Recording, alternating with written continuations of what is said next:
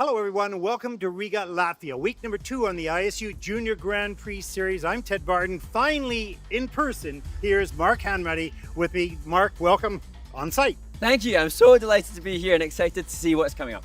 Now, look, Mark, we had such an incredible event in the men's event at the Olympic Games. It was remarkable, but so unexpected, the results.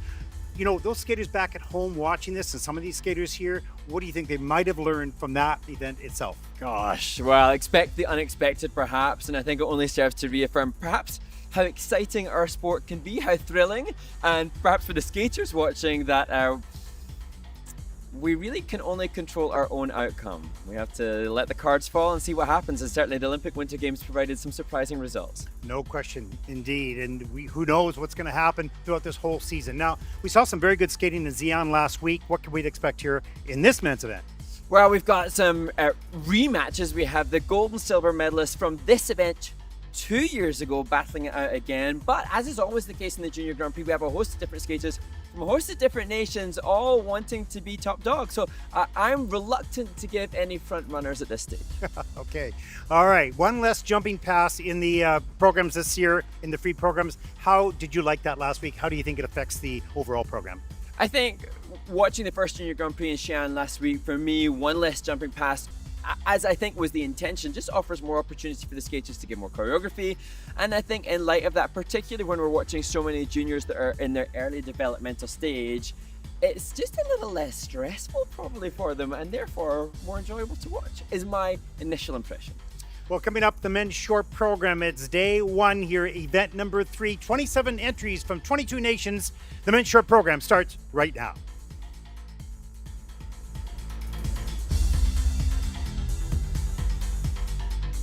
Welcome, everyone, to Riga, Latvia, as we fly over the Volvo Sports Arena.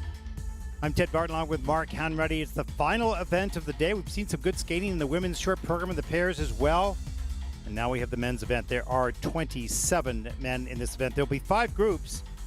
We'll start with group number 1. There'll be nice resurfacing after that. Mark? Yeah, how interesting. Also, the final competitor will be Sena Takahashi. This is a skater who has won this event previously, but it's important to acknowledge that in the Junior Grand Prix, the short program is not a seeded draw, as we see those that are picked out of a hat. The judges wait to see what events they will be officiating over. Not sure it's a hat. I think it's a bag. They have the little numbers. Yeah, why did I say a hat? Yeah. Okay, here we go. The draw for the judges panel, the official panel as well. As we take a look at the start order for this event, there's a look at group number 1, and so on down the line. Now, Mark, as we've always been doing, a lot of the viewers around the world have been sending in questions, really good questions. It's interesting. What have you got for us now?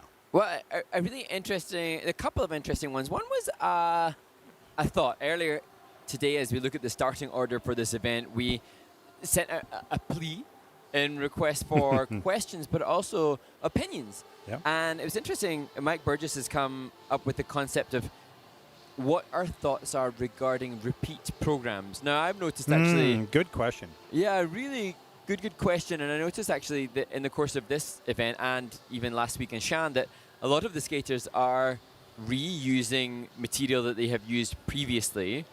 And Mike's suggestion is that there should be a penalty for that. The suggestion being, and actually it's a valid point, that the muscle memory that a skater will have from repeated choreography will facilitate for them a more easy ride, if you like.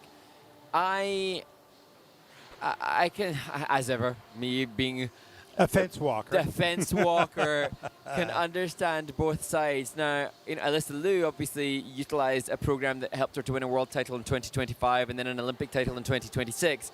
And she is far from the only one that has elected to repeat program usage. I, like many skating fans around the world, get excited at what new material will be presented. So it's always quite exciting when somebody reveals a new program. But equally, I was a skater. And I can understand why somebody would think, you know what, I reused the program. Put it this way, rhythm dance, I reused it. Okay, so here's my thought on this. First of all, it is a very expensive sport. Yeah. So if you've got it choreographed and you haven't really mastered it yet and you use it for a second season, here's the downside to that is people say, well, you used that before and it's boring and I don't like it. So you're going to lose in 2 seasons, right? But if you can improve that because you didn't really master it and you have it one more year and you make it actually better, why not? Amen. And the judging criteria, effectively it's competition as much as it crosses the line of entertainment versus sport. But for the skaters, if they're going for more scores and the judging criteria is laid out clearly, if it's material that you're comfortable with, then you could potentially enhance the movement. You could delve deeper on the program component score, and theoretically you can create better points. And you can also make it like new because it's completely a different approach. So I don't know. I don't think it should be penalized with that. But anyways, that's just my personal opinion, and you've got a different one, so that's fine. It's okay. Okay, what else you got? So other questions coming in. Could you explain the rule of the repeating jump in the short program? So I'm not quite sure the further context behind that. It's just important for us to acknowledge that within the men's short program, the skaters have to perform either a double or a triple axel, and then they have a triple double or triple triple, and then a double or triple lutz is the solo jump. Yeah. That is the criteria this season for the men competing in the short program. And there are some tweaks. I don't know if this is maybe alluding to one of the other rule changes that has happened this year. This season, amidst some other changes, skaters in a free skate cannot repeat any one type of jump more than 3 times.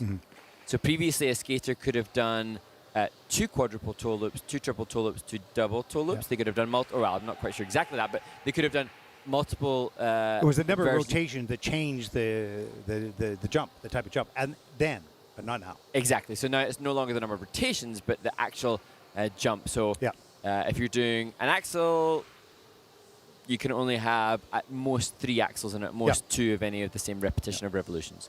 So that could be the question there. And then as we watch Vendel Hansen Ostergaard showcasing a nice Ina Bauer, heading into the final 2 minutes, this is a question that I know that you struggle with. Who, me? Yes, you. Who are your favorite figure skaters? Oh. It's hard, eh? When you're this old, there's so many of them. You have to try to remember.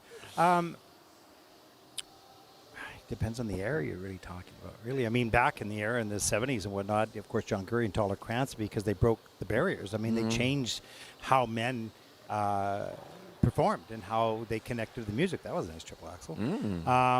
And some of the women had the most spectacular. I mean, you have to go with Michelle Kwan. She was royalty on the ice. Okay, and other skaters may have done things as difficult, but not as well. So I mean, that was beautiful as well. So, so there's just a whole list of them who really changed the sport. For whatever reason, whether it's technical, and we've seen that now lately, Ilya Malinin, Nathan Chen. I mean, you have to go with those guys for this era. Yes. But in that era, in the 70s and 80s, there were not limitations to jump, but people didn't explore that because there was no value. It was just a voting process. Now there's value to it. But one would suggest that the likes of John Curry in terms of line or Tyler Cranston in terms of passion, that they were still the best the world's ever seen. So whilst the technical advances are tangible, I would promote the notion that skaters could still very much learn aspects of their skating improvement from the past. Changing history because of technical is different than changing history because of something you touch a person's heart or you move them through performance. So I would say there's 2 sort of categories. Those people that put something absolutely special, made you almost cry or laugh or whatever it is, made you feel something, versus one that, was just technical. So, okay, let's not go down the rabbit hole, but there you go. Did I escape that one? Not too bad? I thought you handled that very well. Thank you. What else? Is it the end? It Sorry. is. Okay. No more time. No more time for us. It's all about the 27 athletes that are ready. 26? 27 athletes that are competing in this men's short program. Well, our first skater is from Latvia. Here he is, Ratmirs Beskabajas. He's a 36.86, earning that 2 years ago at the Riga Cup, 2024. And he's 3rd in juniors, the Latvian Nationals. He'll skate the short program tonight to Ninja.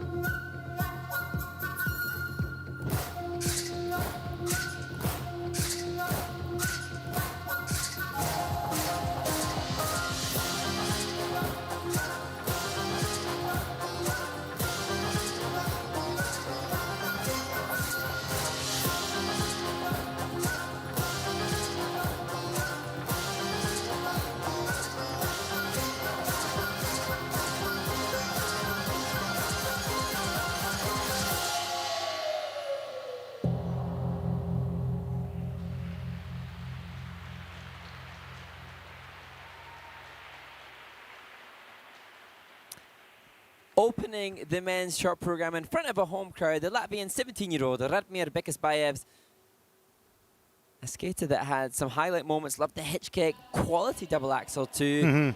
From a spins and step perspective, not the strongest, but there were some great moments within it, and great for him to be back on the Junior Grand Prix, having competed here 2 years ago in 2024, and he was 27th then. Looks fairly happy. I'm not sure that the loops that opened the program, he actually looked like it was only a double that he was going for. However, it said in our planned program content that it was a triple that was intended. Yeah, you know, it's early in the season for all these skaters, and sometimes you just got to shake off the rust. Here's the double Lutz, but it looked like he was going to wind up with a triple. Then it just ended up to be double. Just didn't pull the trigger. There's a triple Salchow. Has to do the 3-turn up into a double toe loop. Making sure the foot didn't touch down. Yeah. This was the highlight. Yeah, this was a nice double axel. Good riding off the end of the edge. Of course, you want to stretch the free leg, keep your back nice and straight. There's lots of aesthetic things or GOE-related qualities. If you want to get a positive GOE, that's the quality of how you execute that element. Get those points added to the base value. And in his case, there 3 of the elements are in the minus. Or no, 4 of the elements out of the 7 having points taken away because the quality was not that good on this night. It's one thing to do the elements, and it's, you know, how well you do them. And of course, if this is early on in the season, and we don't know how much he competed last year. We didn't see him last year in the Junior Grand Prix, I believe. So maybe he's just sort of coming back. And let's take a look at the scores for Ratmir's. It's a 35.98. He is the first skater out. And he's flanked in the kiss and cry, supported by a little village of people. How lucky for him to have so many people here to support him, as well as those watching. Good thing it's a big couch. Oh, he needs to shape the heart. Quickly shape. He missed it.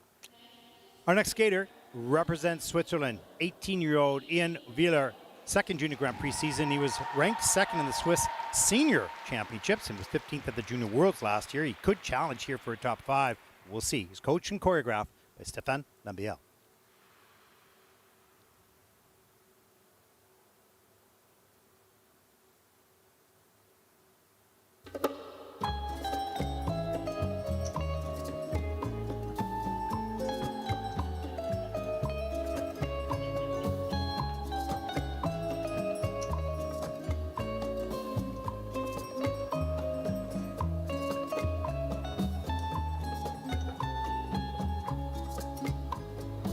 Soy el fuego que arde tu piel, soy el agua que mata tu sed, el castillo, la torre, yo soy la espada que guarda el caudal, tú el aire que respiro yo y la luz de la luna en el mar, la garganta canción mojada que temo ahogar de amor.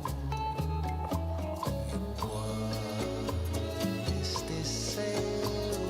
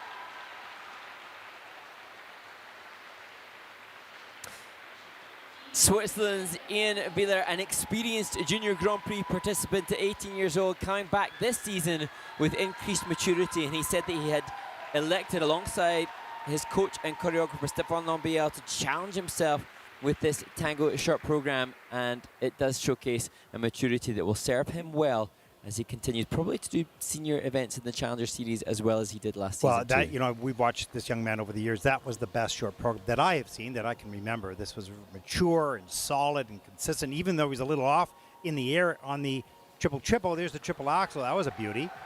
But he didn't give in to it. Like, he's in control much better now. Take a look at this here it is, the triple flip. A little bit outside the circle, but he gets a free leg back fast enough, puts the toe in to get up into the triple toe loop, saves that beautifully.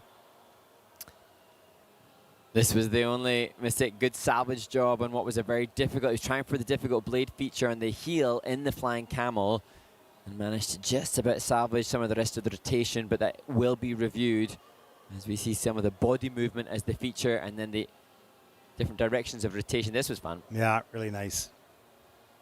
A good example of rotation there. It's got a multi-rotational direction in both directions, which is not mandatory, but it's a critical feature. Yeah, exactly. Interesting that Ian had explained that his costumes hadn't arrived as of Saturday, but he looks, whatever he's wearing now, it still looks good, but I don't think it's the costume that he intends to be wearing as this season progresses. No. I think that is Adolfo Dolfini, former Italian skater in the Kiss Cry. As part of the Champéry team? I team? think so, yeah. He was a very interesting good skater as well. As we take a look at the technical panel, focused on the replays, there are 4 out of the 7 elements that are being looked at to make sure that the rotation is specific and to the rules. Great level of focus showcased on the faces there. Take a look at his score. He has a 76.77 as his best score, and this is a 77.74, so it's a new one for him. A bow, a handshake. That was great. We always saw this ability. Now it's starting to come together. Absolutely outstanding. Going to be interesting following this young man as he gains the confidence, which he just shown here tonight, as he moves along his junior and senior career. Our next skater represents Germany, 19-year-old Robert Wilt. Second Junior Grand Prix season, he is ranked 4th in juniors in Germany, and he's coached by Ria Schiffner. And Robert relocated a couple of years ago to Oberstdorf, a sports boarding school there, here skating to stay.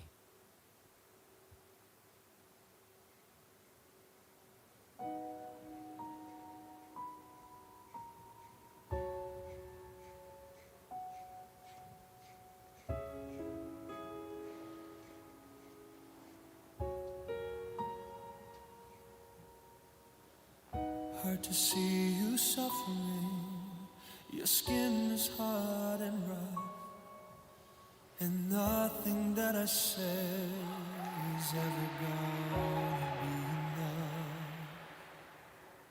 enough. I could say I love you like I've said a million times, but I know that any moment you choose your pain over mine.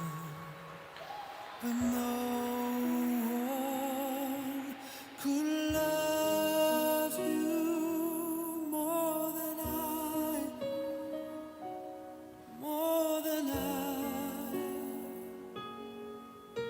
and no one will love you more than I.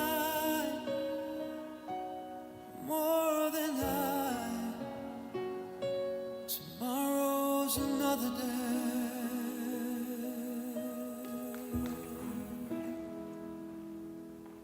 to stay.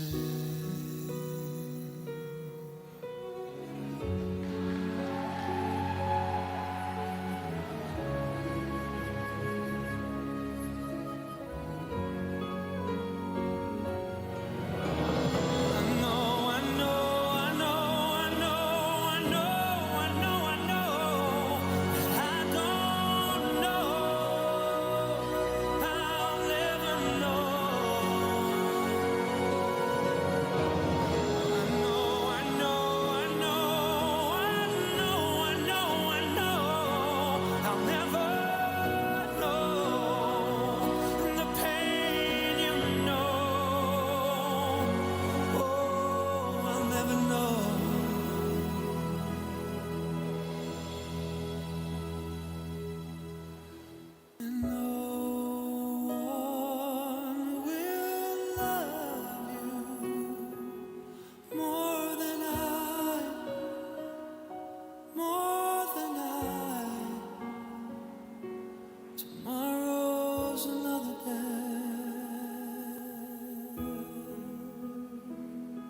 stay.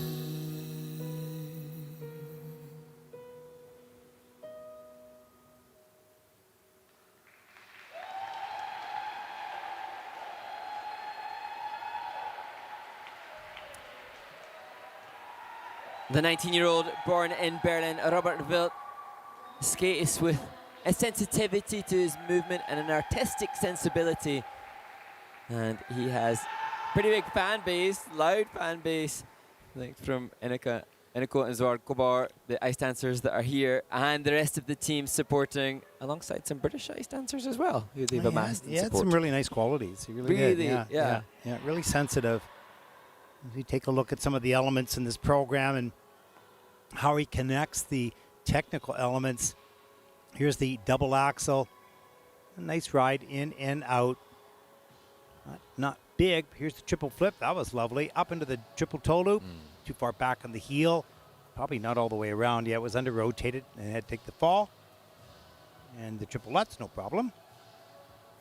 Good fast spin. Look how low he is. Just and that's hard. Yeah, I noticed that also in the back sit spin as well, that he's really, really low in the position. And here, the fact that his free leg was so much higher than his skating leg. It requires huge hip flexibility. It must be really naturally turned out. Yeah, absolutely.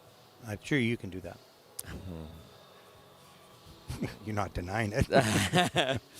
Nico Ilinovsky, one half of the coaching team alongside Ria Schiffner, and choreographer listed as Jote Plitzwakis. So a great group of influences and a group of, the coaches and the choreographer are all close friends. So they're all united in the support of Robert. And it's so important when you have a variety of different people because they're different voices, they're different tone, they're different messages, and you know, different you support go network. Yeah, and you go to who you need to go to at the moment for what you need, whether it's technical or PCs or just listening, somebody to listen to you and what you're feeling at that point in your career. You know, the management of people and the emotions of people that are growing up are complicated. So I admire teachers in school. I know they have sometimes the worst job that you could possibly, because it's hard to manage all those, students, especially when they're, Troublesome. there you go. And, so, as you're bringing these athletes up in a high-performance sport, and they're going through what they're going through at school, and they're going through what they're going at the rink, very complicated. Admire the coaches for what they do, and the parents. 50.46 for Robert, and that'll put him currently into second place.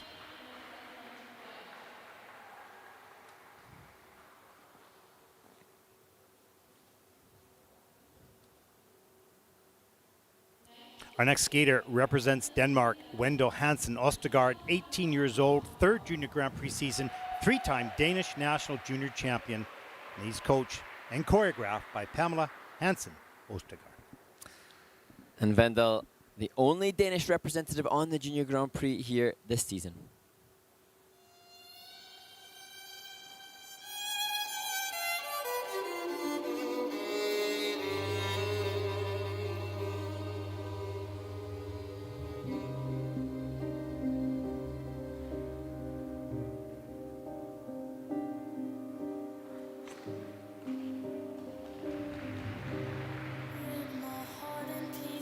Why don't you take my whole life too?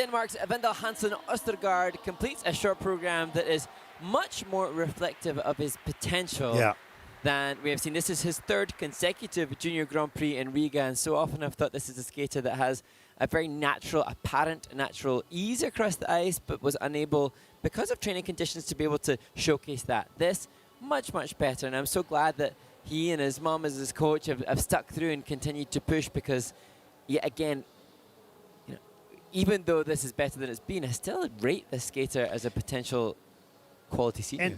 And what I liked is that he didn't break the performance to prepare for the elements. He kept the performance, whether it's the choreography and the upper body movement and the reaching in the space around himself and using the head and the arms. He kept it going. Like, he did not break that. There's that difficult, I don't know if that's going to be classified. No, I don't. It's not. It went in as a fall and it's come back out. It's come back so that's out. good. Yeah, that's good. Yeah.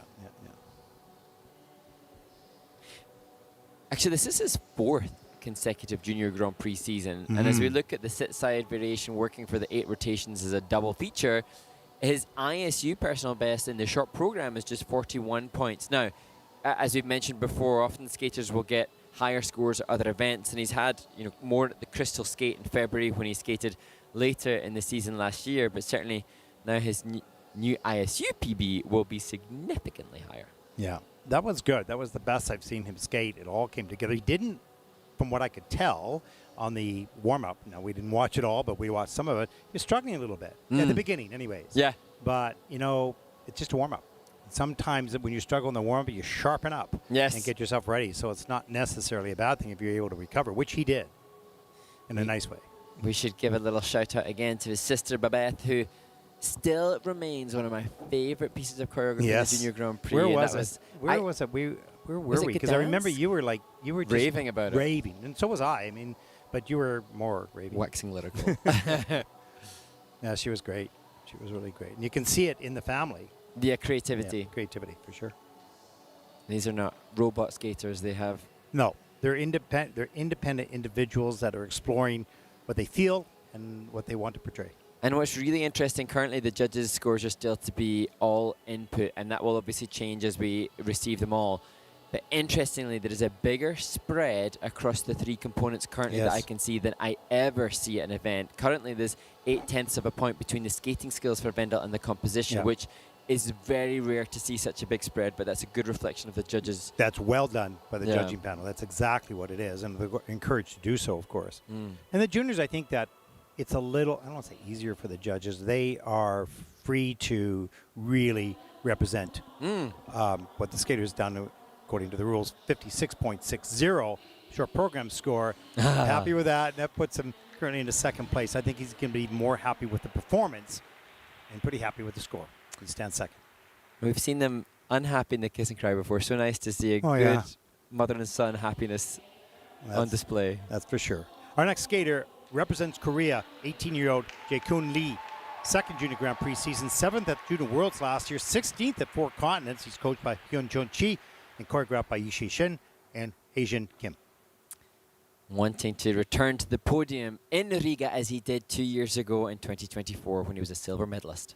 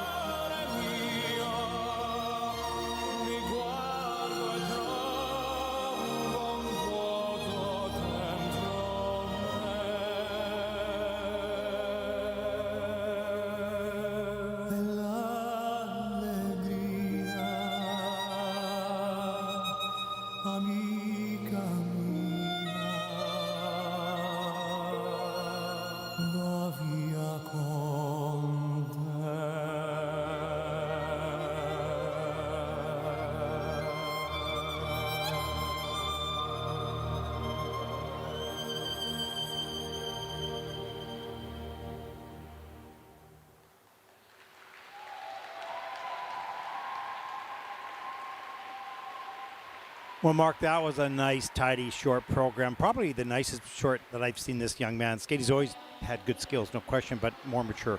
Well, it's interesting as we look at Jae-Kwon Lee taking his bow now, just to consider the potential impact of him being a senior competitor as well. As we mentioned, competing at the Four Continents, the senior category last year. And I wonder if that has been a way in which he has improved by being alongside the senior male competitors, or perhaps because in the seniors you can include a quad, and he did include a quadruple attempt last season. So maybe he feels freer in this relatively simple short program to deliver more. Well, we're going to see this triple axe in a moment. He has a +2 GOE, so he gets a full 10 points off this. Look at him right off the edge, tight in the air, beautiful, smooth landing. So he grabs 10 points, 10.06 for that one element. Followed that up with a nice triple loop, patience, and the triple toe loop. He was good experience to hold that edge, get the free leg back, and put himself up into the triple toe.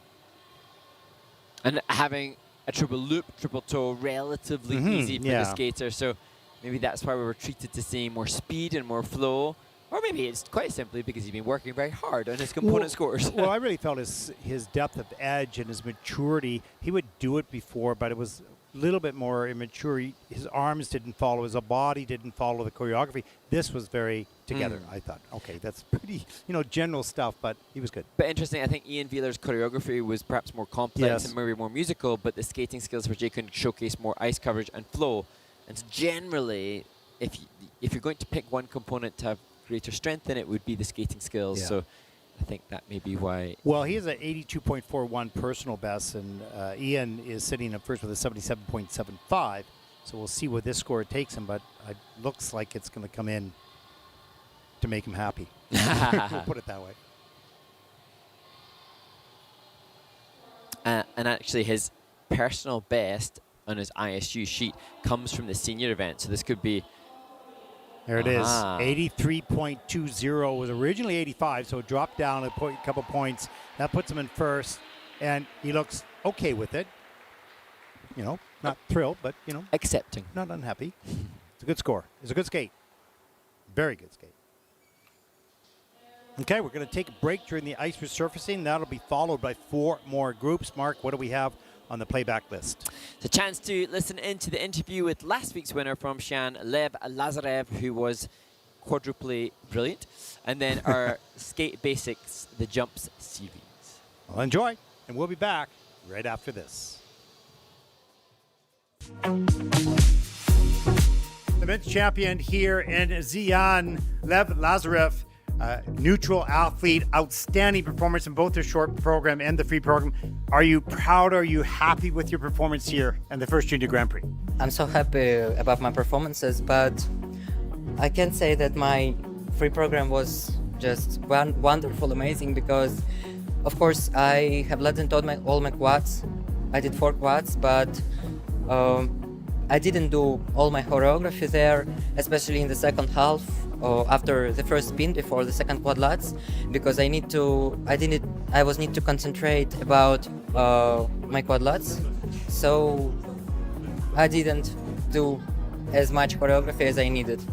Okay, and so how do you change that as you move forward? Of course, you'll have another Junior Grand Prix. You said just off camera that you kind of not prefer the short program, but you don't have to do the quads there, so you can have more skating skills. So working now, are you going to work on the presentation and on the elements between the jumps?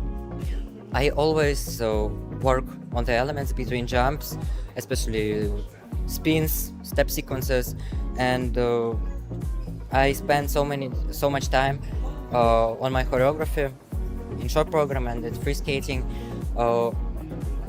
I'm happy about how I skated choreography in short program, but I think I need to put more energy in step sequence, so I'm gonna work on it.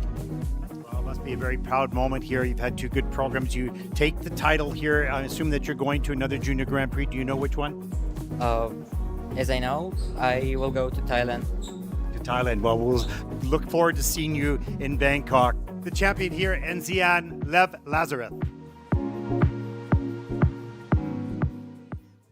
Welcome to the Basics of Skating. Now, this series is designed for those new viewers that don't know much about our sport, and we're going to go into a little detail on some of the elements. Mark? Yeah, we're going to start with understanding the 6 different figure skating jumps, and we're going to start with the axel, which I believe is probably the easiest for a new viewer to spot. It is. It's the only jump that you go forwards on, and it's a little scary because you're jumping into space, but Mark here is a brave soul, and he is going to demonstrate for us, so I'm going to back out of this shot. Bravo! Any good jump, the biomechanics are so important, and it's really crucial that the athlete and the skater has total command over all their limbs and making sure that both the arms and the free leg all work together at the point of takeoff. Now remember, that is the only jump of all of them that takes off forward. It's kind of difficult. It's one of the first jumps the skaters learn as well.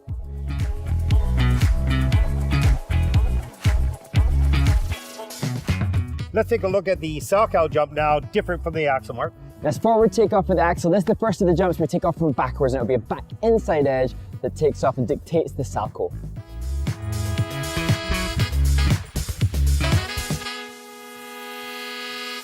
Back inside edge takeoff, little movement on that free leg. There's the Salchow.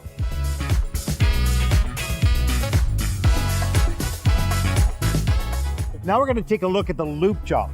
Now this is the one jump that does not have a second leg assist, like a toe pick or like the use of the free leg. There's just one edge. The free leg is crossed in front of the takeoff edge, and it just pretty much stays there through the takeoff and into the air rotation position. Just one edge in and one edge out. That's a look at the loop jump. Now we're going to take a look at the toe loop, which is different than the axle and the Salchow. Those were edge jumps. This is the first toe jump that you're going to see, Mark.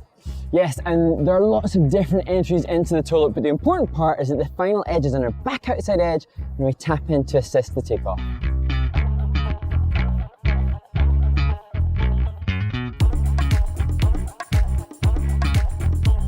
Well, not too bad. Good extension on the landing. That's all I've got.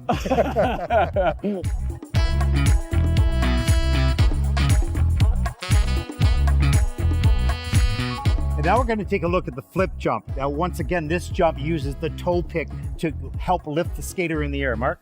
And like the toe loop, there are lots of different entries that the skaters will use to get to the jump, but the important part here is a back inside edge on takeoff.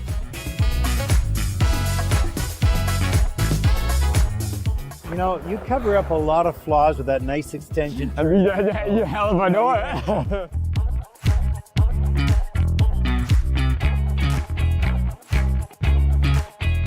Now we're going to take a look at the Lutz jump. This is quite similar to the flip jump, except the takeoff edge is then outside as opposed to the flip being an inside. Kind of a little complicated and difficult to see so quickly. Mark? Yes, difficult to spot, but should the skater take off with the incorrect edge, it can have big implications on their points.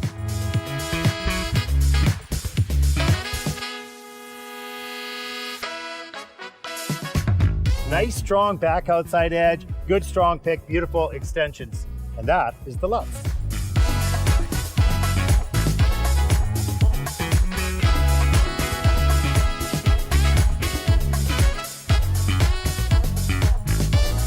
And now you hopefully know the differences between the different figure skating jumps, so please try and test yourself when you're watching some of the world's best figure skaters.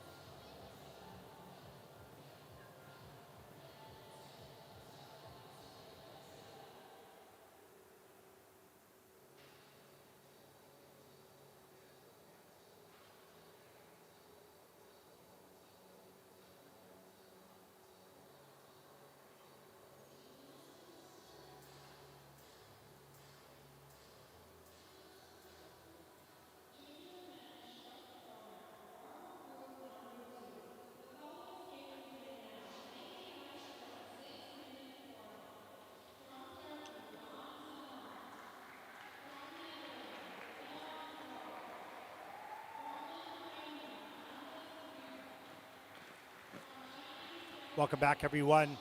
On day number 1 here in Riga, men's short program. 4 groups to come. I'm Ted Barton along with Mark Hanratty. Okay, Mark, as we traditionally do on the warm-up sessions, do you have any questions? Because we've had a lot come in. Yes, indeed. We thank them for that. We're very grateful for the questions that have come in. One of them coming from Josephine Chan. What was your favorite country to compete in? Well, in my day, I mean, you took the buggy and carriage and the horse from city to city, so, you know, from country to country. So, well, geez, I don't know. Oberstdorf, listen, you know, I won in Oberstdorf, actually. Uh-huh. So I really enjoy Oberstdorf. The French Alps were really cool, and I was in Sweden as well. So in those days, you didn't really travel internationally like you do now. Yes. So yeah. from competing perspective, yeah, Germany. Have I given my North Korean story on air? I don't know. No. I don't know if that's... maybe, but, you know, I'm sure that people would like to hear it. You just have to be politically correct. I didn't get selected to the Olympics for various different reasons, of course, but our booby prize of sorts was to go to compete in North Korea. And my experience in Compete or do a show? It was considered a competition, but it was conducted more like a show. Okay. But my partner and I won the show competition, and In North Korea? In North Korea. The story itself, there's more to said story, but we ended up somewhat encouraged to skate to North Korean music. So our Moulin Rouge free dance for the season wasn't accepted necessarily, and we competed to North Korean music, and I dare say that I am a bit of a superstar in North Korea. So they didn't allow you to skate to Moulin Rouge. Well, And they gave you new music Yes. that was more traditionally... North Korean. Yes. Trump. Yes. Yeah. So my life experience of competing in North Korea is one of the most profound life experiences that I've had. Cool. That's So, cool.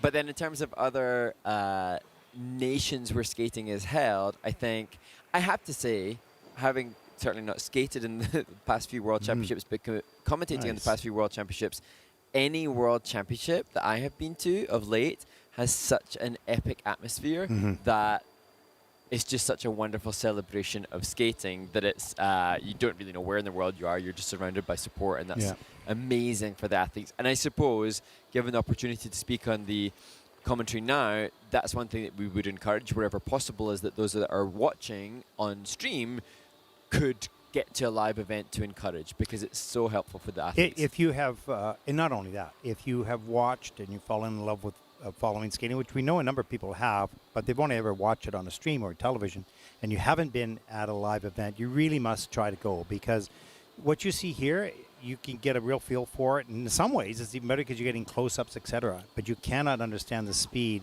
and the risk and the skill that these skaters have when you watch it live and you feel the wind, you know, go by you. It's pretty remarkable.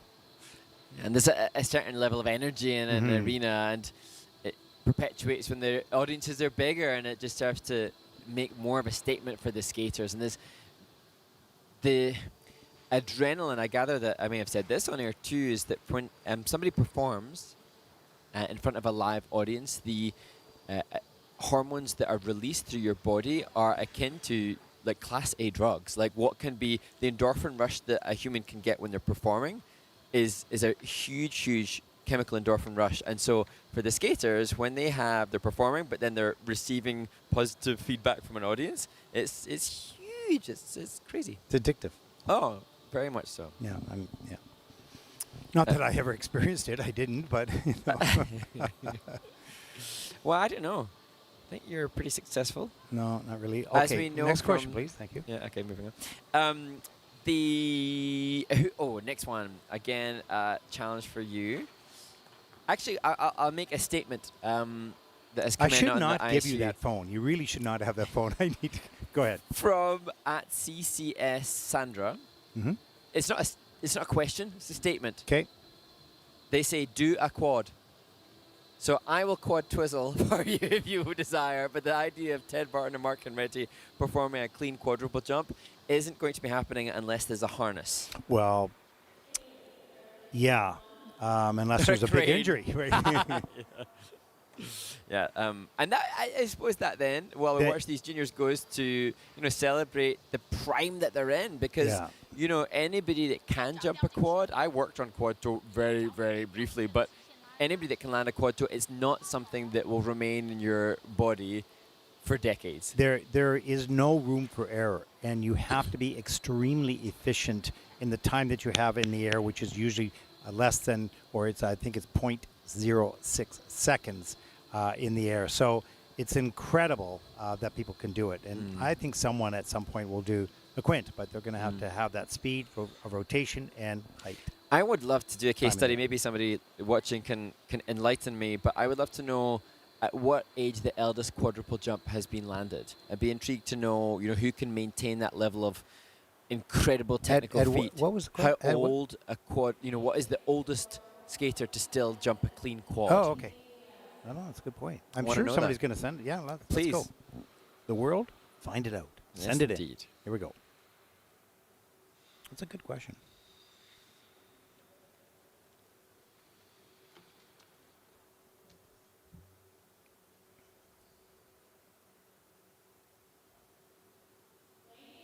Our next skater represents Turkey, 14-year-old Kan Sanal, and this is his very first Junior Grand Prix event.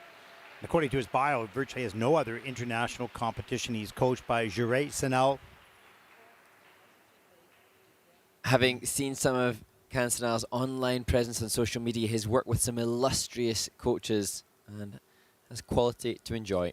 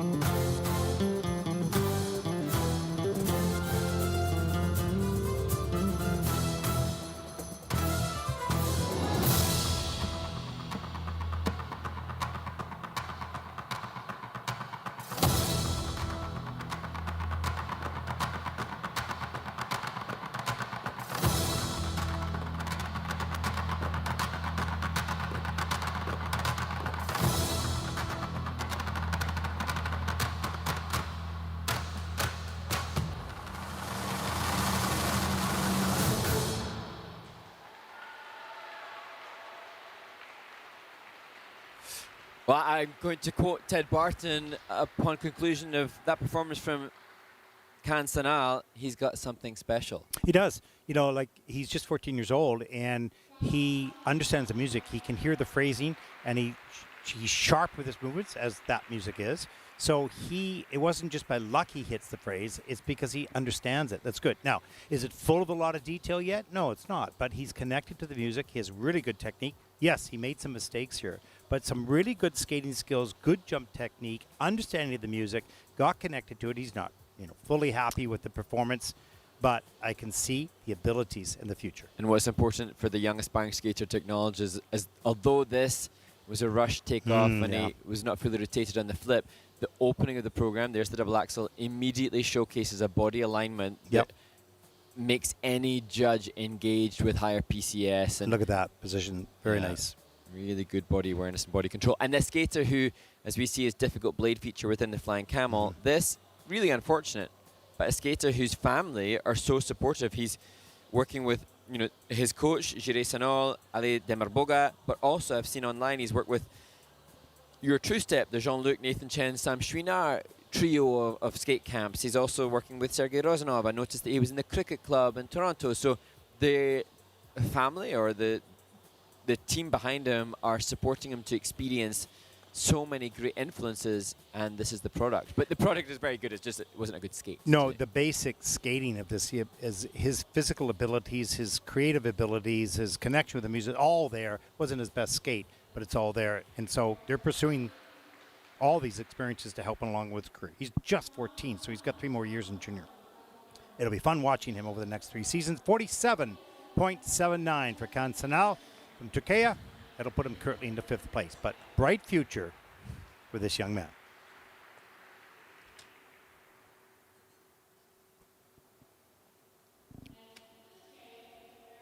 Our next skater represents Netherlands, 13-year-old Leon Low. This is his first Junior Grand Prix event. Looks like maybe his first international as well. He's coached by Astrid Winkelman and choreographed by Thomas Kens. And one of the youngest in the field, but some good accolades to his name already that we'll share following this, his performance to the music A Hero in the Darkness.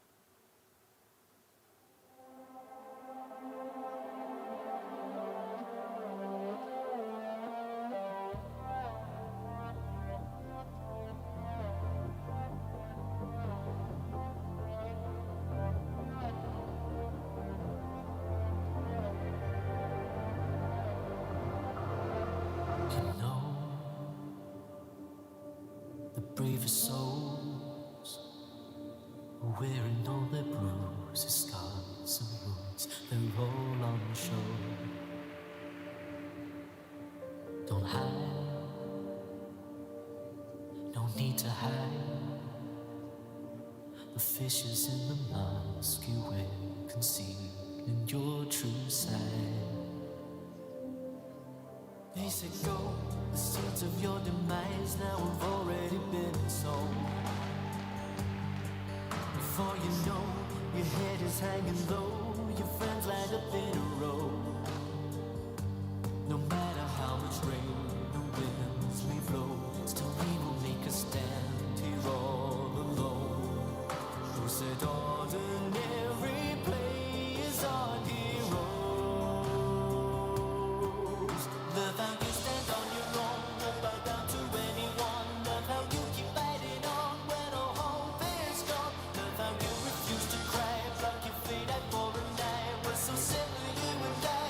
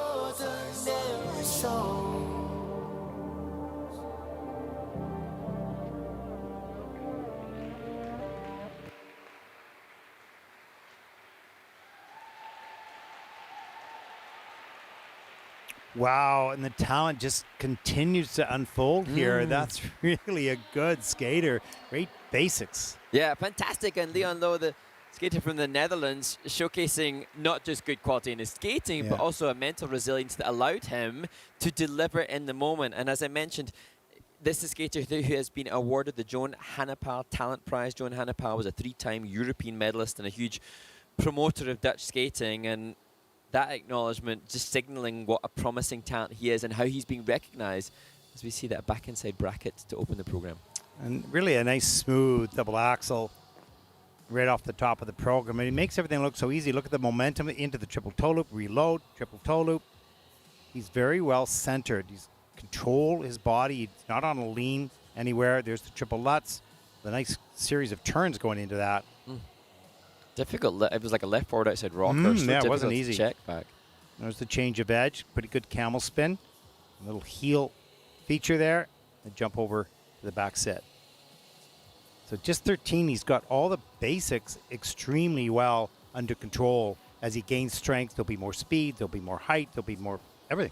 Yeah, but a great start and real respect and kudos to the team. As you mentioned, Astrid Winkelman, Indy Bab and Thomas Kennis. A great job in creating this young skater. Looking forward to seeing him develop. Totally. Congratulations. I hope he's an inspiration to other young skaters in the Netherlands. Let's take a look at the scores. 59.93. Look at this coach going, whoa. He's still going, that's okay. It's not bad. Good for him. There it is. He's currently in third place. He still hasn't don't get too excited about it. But it was Playing great. it cool. He's got high aspirations. Wow. Highly skilled. Bright lights in the future. Next skater represents Lithuania. Mantas Žiba. 16 years old. First Junior Grand Prix event. He is the Lithuanian Junior Silver medalist. He's coached by Dmitry Koslov.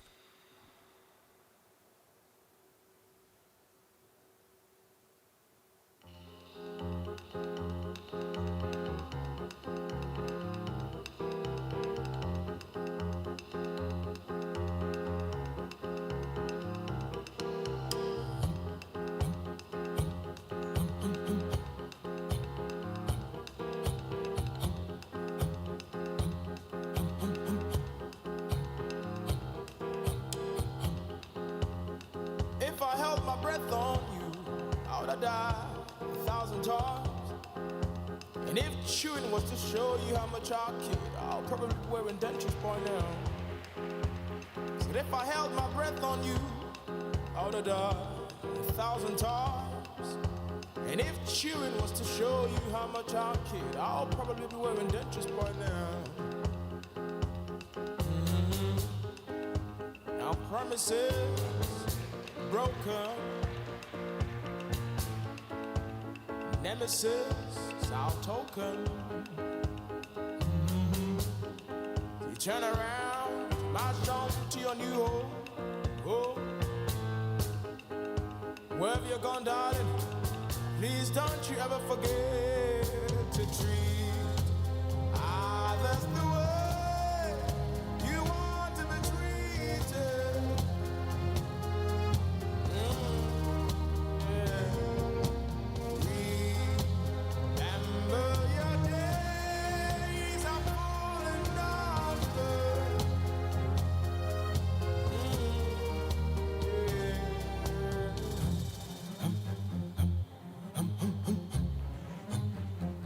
Just march on. Can't say anything for you no more. Nemesis is in your case, darling. Next time, treat us the way you want to be treated. Come on, come on, come on, come on.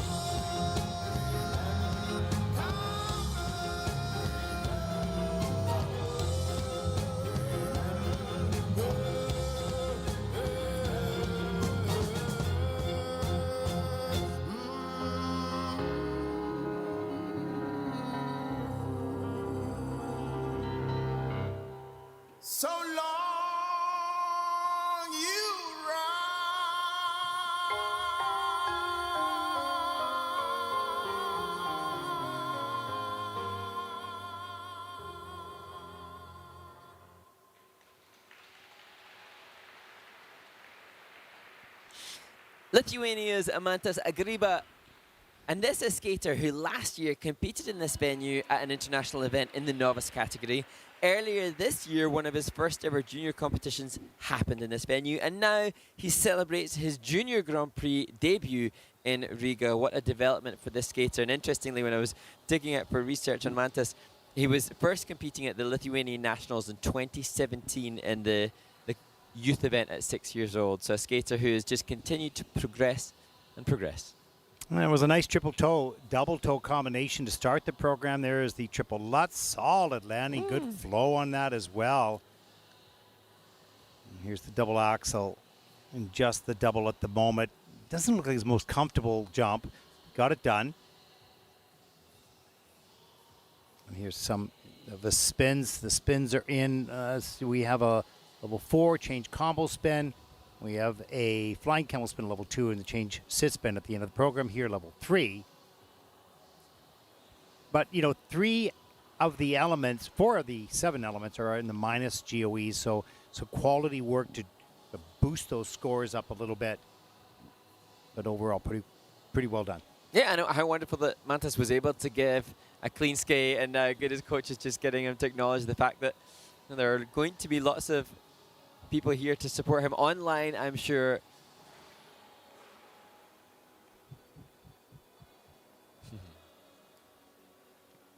I wonder if he drove from Lithuania to here.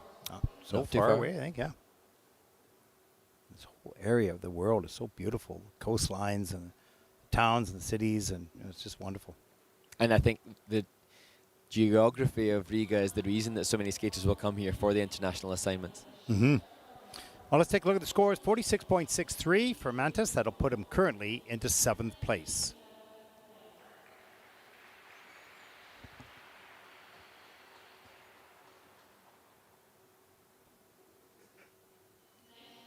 Our next skater represents Taipei, Bo Shun Wu. 18 years old, 3rd Junior Grand Prix season. He was 15th last year in Bangkok Junior Grand Prix. Had some good results at Volvo Open and the Nordics Open this season so far with 2 7th place finishes. Boshin will skate to music from Beauty and the Beast.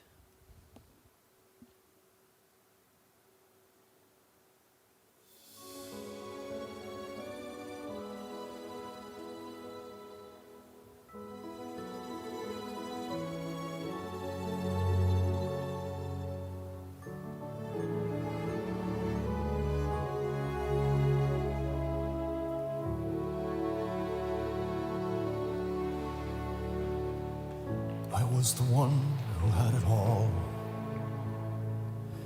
I was the master of my fate. I never needed anybody in my life. I learned the truth too late. I'll never shake away the pain. I close my eyes, but she's still there. I let her steal into my melancholy heart. It's more than I can bear. Now I know she'll never leave me, even as she runs away, waiting by an open door. I'll fool myself, she'll walk right in and be with me forevermore.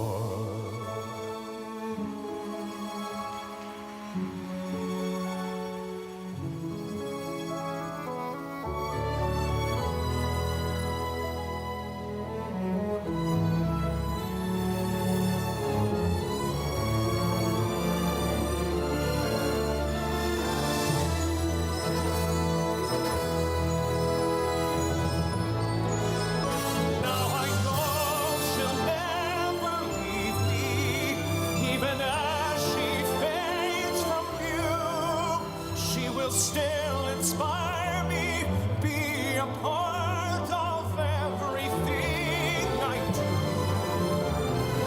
Wasting in my lonely tower, waiting by an open door. I'll fool myself, she'll walk right in And as the long, long nights speaking, I'll think of all that might have been, waiting here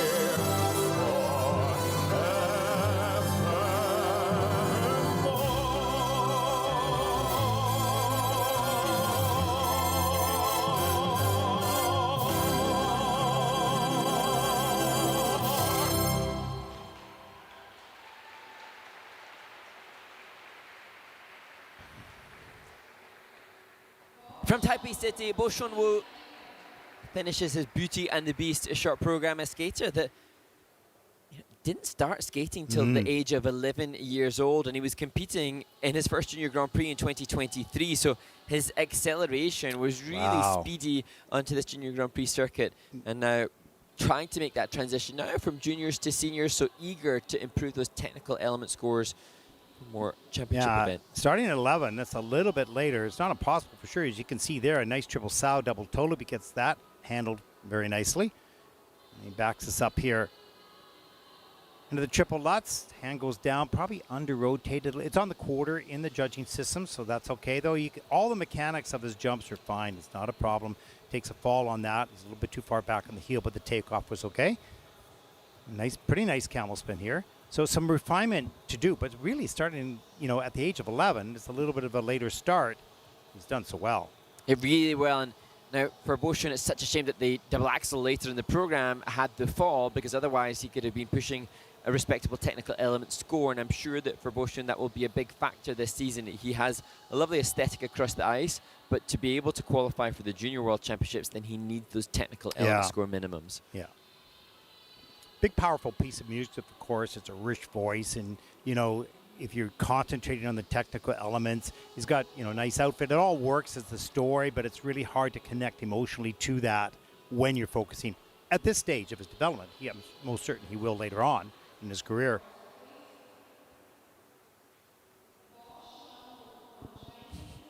With short program scores for Bo Shun Woo. Don't have the graphic. I thought I heard a 49.85. 0.85. There you go. Neither can Bo Shun see it. Just shout loudly out to the kiss and cry. Yeah. Our next skater represents Armenia, Albert Garibian. 15 years old. This is his first Junior Grand Prix event, and as the bio indicates, not a lot of international experience, so we wish him well and good luck on this day. And Albert skates to popular music by Woodkid, the track I Love You.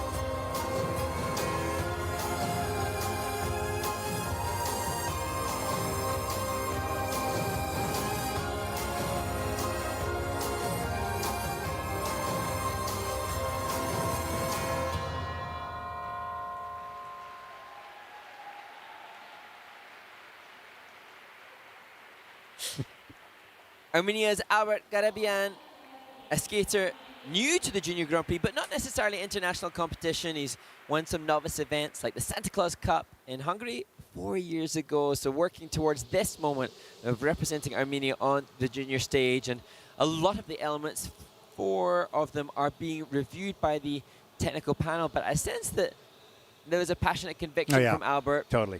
And he was in the moment. It's great. You can see when a person, they may not have all the skills that they'll work towards, but when they want to be out there and they're connected to the music and they're making it, and I double push this. Oh no, here goes. He did a spread eagle into the double axel and a spread eagle into the triple salchow. Got that done. Little lean, hang on. So he fought for everything. And a little bit later, the double Lutz. Not a lot of flow on that. But he's certainly got some work to just tidy up a little bit of the timing and the technique on the takeoffs and those spin positions as well. But you don't have to sell him on loving the sport. No, I was just noticing Teddy has a back sit spin issue whereby he's spinning on the forward inside edge as opposed to the back outside. And that was something I always seem to struggle with on a back sit spin as well. So I have great empathy for Albert on the back sit spin issue there. But there was conviction there. There was. And that's worth a lot. And when you see that in the skater, and we've seen some skaters that maybe weren't the most natural, but they were passionate.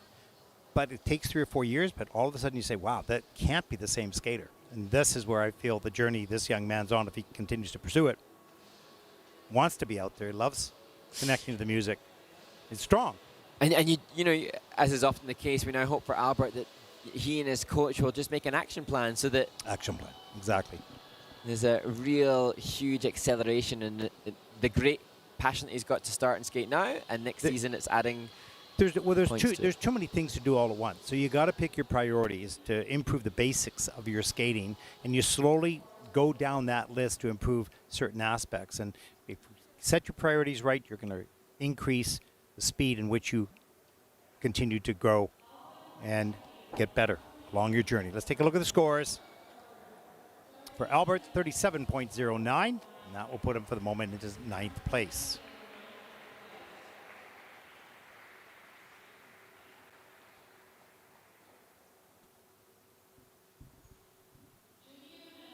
Oh, the coach has got to stay, and that's another lesson. Stay in the kiss and cry until they switch. There's a look at the junior men's results so far. As group number 3 take to the ice. Now, Mark, you still have some more questions?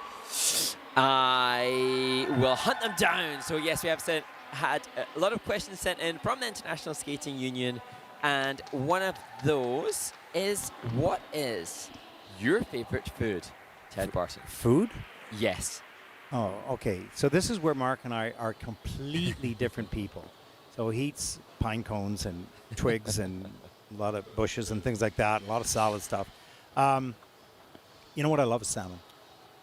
I love salmon. I fish for salmon, but I love salmon. It's healthy for you, by the way. Yeah, so that's my favorite food. Yes, I, as a vegan, I am always forever humoring Ted with the volume of vegetables and fruit that can be consumed. You can eat a lot more when you have it. No, I admire you. It's just that the plate is so full. It's like a mountain. That's what's the highlight of the vegan diet. You can eat more.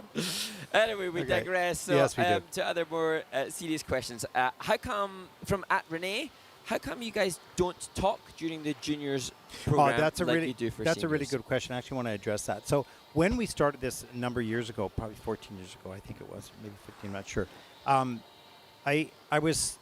I was brought in to help produce this, and I was not brought in as a commentator. But I felt that there was something missing. We wanted to introduce the people properly, where they're from, maybe where they're born, just keep it simple. And as we started to sort of progress and figure out how we can do this better, we said, look, we do not want to interrupt what the skater has worked so hard to do during that period of time. And we want to make sure that our comments are reflective to this age and stage of development, so that even though we have to say, well, there was 5 falls there, but here are some of the good aspects and what to work on. So that was the approach that we made. So we didn't have to, and we didn't want to, and I didn't do it. I would not speak during the performance. Now, let's move to television, where the ISU sells the rights to television networks around the world or to a company that sells them. And so it's a completely different audience. In juniors, we mostly have figure skating fans that know the sport pretty well, at least at that time we did. But a television audience is, the moms and dads at home who don't have kids in skating. They never skated themselves, but they love the sport. So you had to give them a sort of a guide track of what was happening when it was happening. And we always feel a little uncomfortable with that because we feel sometimes if we talk too much, which I'm doing right now, we destroy the program itself. So it's finding the balance of being informative and being exciting, but not destroying the performance that they've worked a lifetime to do. And I think it's actually, this is the time when I'd love to have some audience interaction. But prior to that, I will come back to what I have to acknowledge is what's happening on screen right now. David Escribano Salvador, representing Spain, has been here for a few days waiting. Yes. His skates have arrived within the last hour. Yes. So that athlete on screen now hasn't been able to attend any official practices because his luggage did not arrive with the skates. So all our good energy to all the athletes, but particularly to David and just getting comfortable with having his skates back on. And sometimes those types of situations sharpened your senses because you only have this moment and that practice session is, so it's going to be really interesting as we take a look at Caleb Farrington from the United States. He's a really beautiful skater. So, yeah. Okay. Yeah. And back to the discussion or the question coming to Ted and myself about why do we comment during senior as opposed to junior. This is where maybe we have to ask the wonderful Teresa on the ISU team about sending a question back out to the audience, because I know that there are many people that watch the seniors and enjoy commentary-free performances, so they can simply enjoy the music and the skater.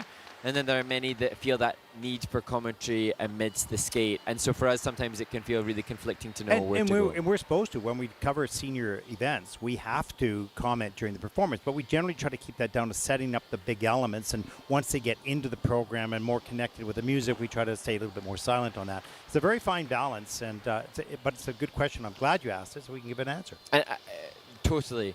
And I know that when I've commentated on senior events, there have been occasions when I'll call out minute detail, and I've had feedback saying, we're so appreciative of the calling of the turns and the combination or the cluster, and yet, while some of you listening may be appreciative of that kind of definition of commentary, there may be others that hear the words brackets, rockers, counters, and think this sounds like absolute nonsense. So it's striking a balance. See, when you mention the word cluster, I think of Purdy's chocolate with a cluster of peanuts in it, because it's called a cluster. So, it all there depends. You go. So, and everybody has, maybe English is not their first language. So, it's a very fine balance, and we try to do our best. But in the juniors, we keep it silent, let them perform, and we'll make the comments after. Unless we're told differently. Unless we're told differently, and in which case we will talk as directed. Last quick question. Yeah. Who do you think will be the next Olympic gold medalist? So in the men's event, who do you think will be the next Olympic gold medalist? Jeez. I mean, yeah. So I wonder if you could bet on it now and get more money if you're this far out from the event, you'd hate to sort of predict. As we saw, anything can happen to anyone at any moment. You just don't know. An Olympic moment is beyond comprehension for most people in life. To put their life on the line, that moment, it's incredible. So I don't think you can say, hey, these are the ones that have demonstrated over this period of time that have the strongest technical skills or the strongest scores or whatever the case. But the moment is bigger than all of that. So let's get going. Okay, but good questions. Thank you for sending all those in. And we open this group with the first of two skaters who have their parent at the side of the rink. There he is, 17-year-old Richard Sulik, 17, second Junior Grand Prix season. Remember, he had very good skates here last season. He's coached by his mom and dad. Mom and dad are Polish skating royalty. Richard now skating to the Elton John track. Goodbye, Yellow Brick Road.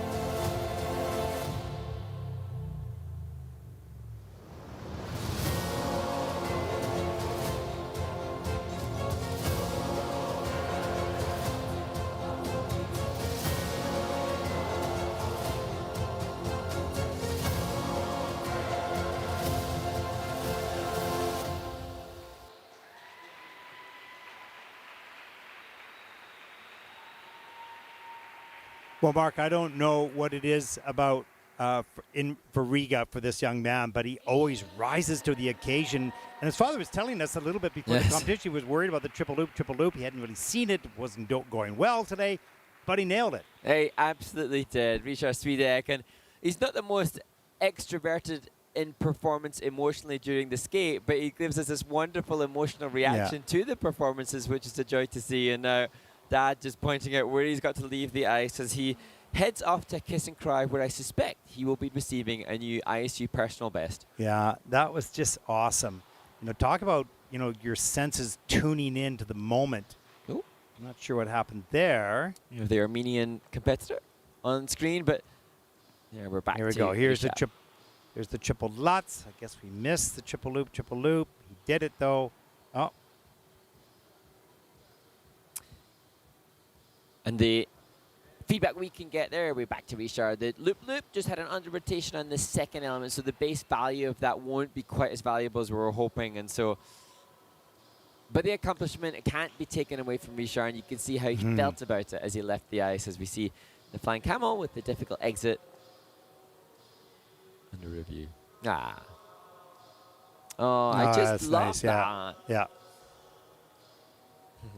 One thing I would love to do for Richard, I'm sure they're doing it probably already, but I'd just love to give him a daily stretch class and just try and increase the range of movement in his spine and in his quads and hamstrings so that he can open up and make more expansive and fluid the movement.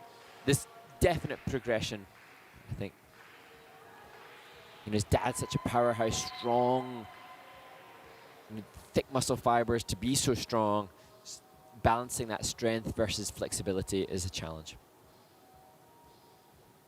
And you have to work at it so hard all the time. And you can see the technical panel here looking at the reviews, breaking down the rotations. There are 5 of the 7 elements that are currently under review. So they've got a under rotation on the second triple loop. But still, great job to get that triple loop done, and an edge call on the triplets.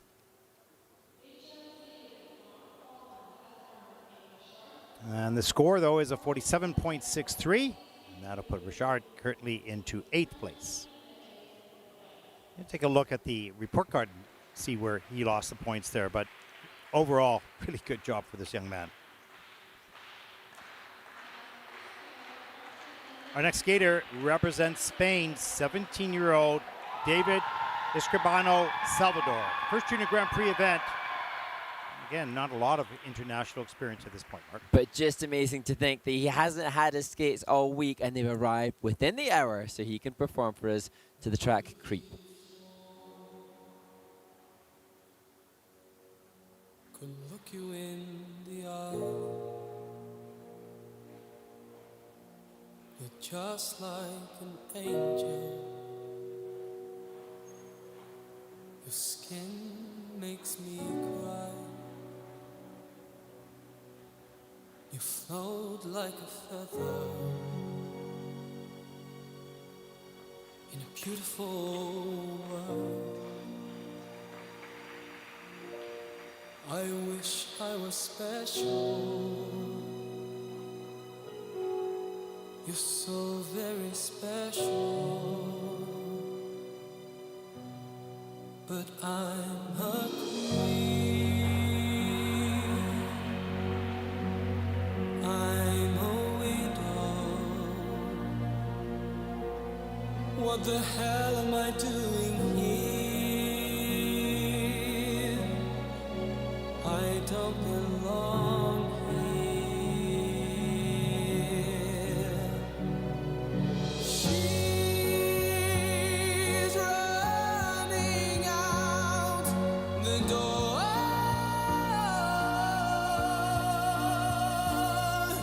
She's running. She runs, runs, runs, runs.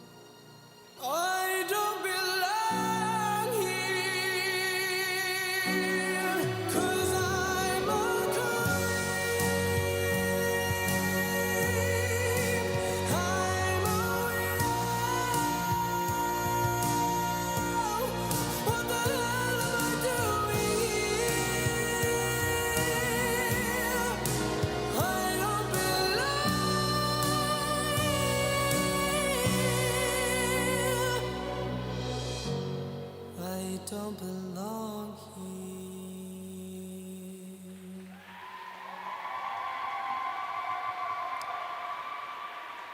Well, nothing but admiration for the Spanish skater David Escribano Salvador for being able to go out at all, because whilst his skates may have arrived within the past hour, not having had them for the duration of his time here in Riga up until this point must have been utterly devastating, because you've prepared so much for this competition. It is his Junior Grand Prix debut. He's wanted for so long to skate well here, and he hasn't been able to prepare for it. And without any practice, you lose your timing a little bit. He started the rotation really well. He rotated quickly in the air, but the checkout timing was a little bit off.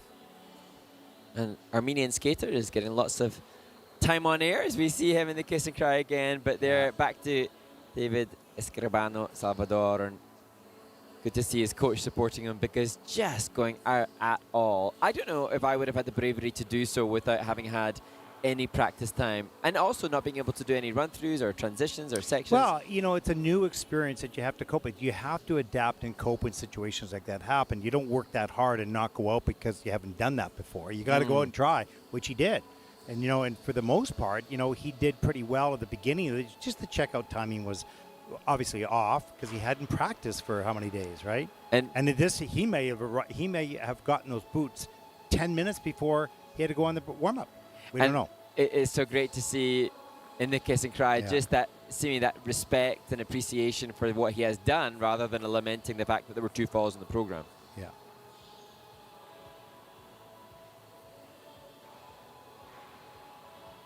And actually, the energy that we sense from him in the kiss and cry suggests a skater that's really cool and calm under stress. And I think now this will be a moment that, you know, for however long David Escribano continues to compete, hopefully we'll see him compete for many years to come in the senior ranks. He will never forget this moment. No, exactly. It's a story that he will carry with him forward throughout his life, and an experience gained, learning how to adapt at the moment. I mean, that was a great effort. And it is incidental, really, the scores here. Yeah, absolutely. Take a look at the scores, though, for the short program. It's a 37.10. That'll put David currently into 10th place. And you can see the skill. Lands those jumps. It's a significantly higher score. Tough day, but good work to adjust to the moment. Just doesn't know that he can't leave the kiss and cry just yet. Yeah, it's okay. Our next skater represents Latvia, born right here in Riga. Jānis Znotin, 16 years old, 3rd Junior Grand Prix season, two-time Latvian junior champion, and 27th at Junior Worlds last year. Skating to the sound of silence by Disturbed, and he has a triple axel planned as the first element in this program.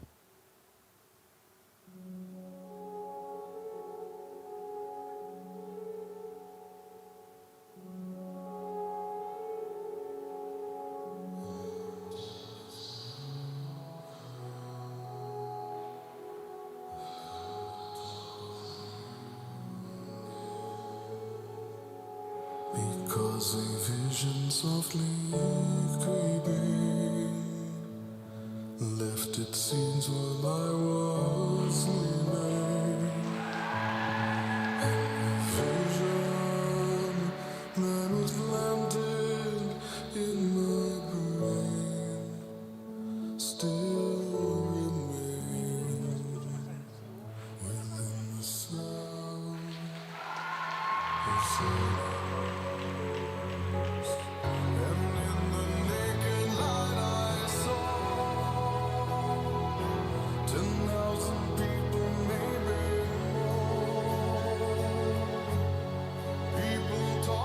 Without speaking, people hearing without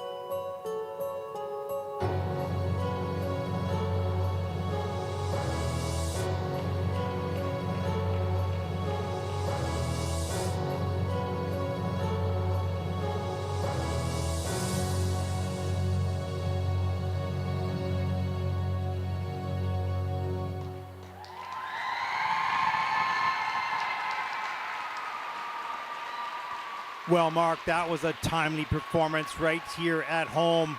That was solid. Wonderful for the local skater, Yanis Isnotin, representing Latvia.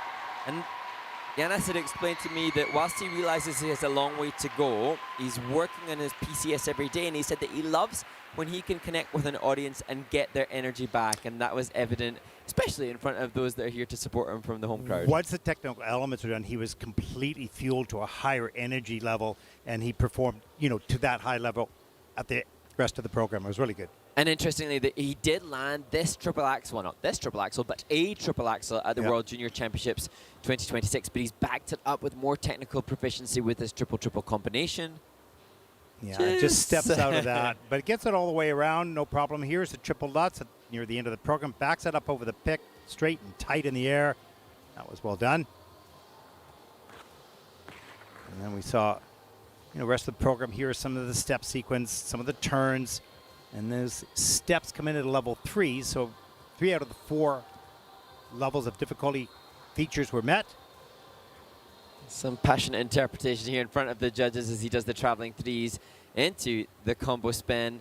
And Ted, we often have to just acknowledge that an ISU biography has a score from an ISU event. Now, the skaters may often have secured much higher scores domestically, which don't count. But based on his 57.68 short program score from the World Junior Championships in Tallinn, Estonia, which was 5 months ago, then Yanis Naughton is going to make, it's going to be a huge percentage. He's going to destroy the personal best score here at home. Yeah. And we'll see the reaction. And the same 3 coaches that we saw earlier when Ratmir skated, also from the home nation. Maybe you get an extra coach in the kiss and cry when you're representing the host nation. That's more support. Yeah, we have a big coach. Here are the scores. Let's see the reaction. It's a 72.34. Yeah, pretty cool. Pretty cool. Yeah, pretty cool. And that puts him currently into 3rd place. Great job here at home. Our next competitor represents the United States of America, 17-year-old Caleb Farrington, 2nd Junior Grand Prix season. He had a very good year last season, placing 3rd in Baku, 5th in Gdansk. He skated very well at a summer junior competition in Milwaukee. He's here looking to gain international experience starting here in Riga.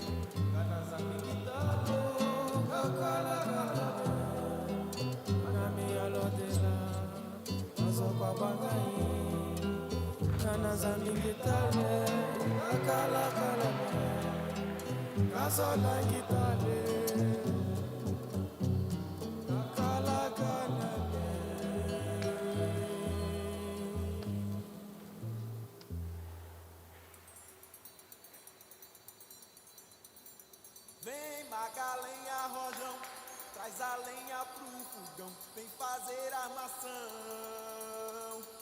Hoje é um dia de sol, alegria de boió, é curtir o verão. Yeah, yeah, yeah, yeah, yeah.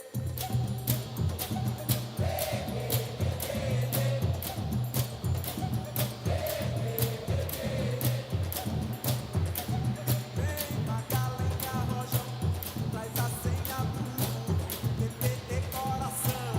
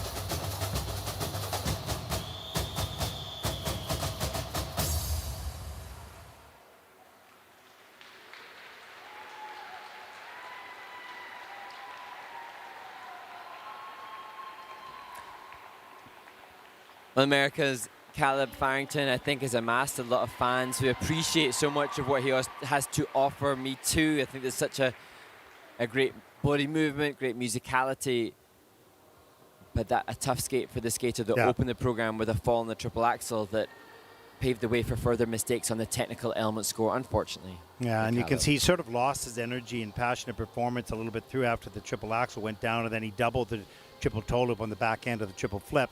We'll take a look at this here. Looked pretty good in the air, but not all the way around, and his free foot got stuck in front as well, so he just could not check out, stop that rotation, and stabilize the landing. Here's the triple Lutz. That was good. A little shaky on that landing, but that was okay. It was pretty nice flow. He's a good spinner and a good skater, but he carried, I think, a little bit of concern throughout the rest of the program. You can see it affect the music aspect. And here's the triple flip. Looked pretty good, but not a lot of speed and on a lean, so he doubled the triple toe loop.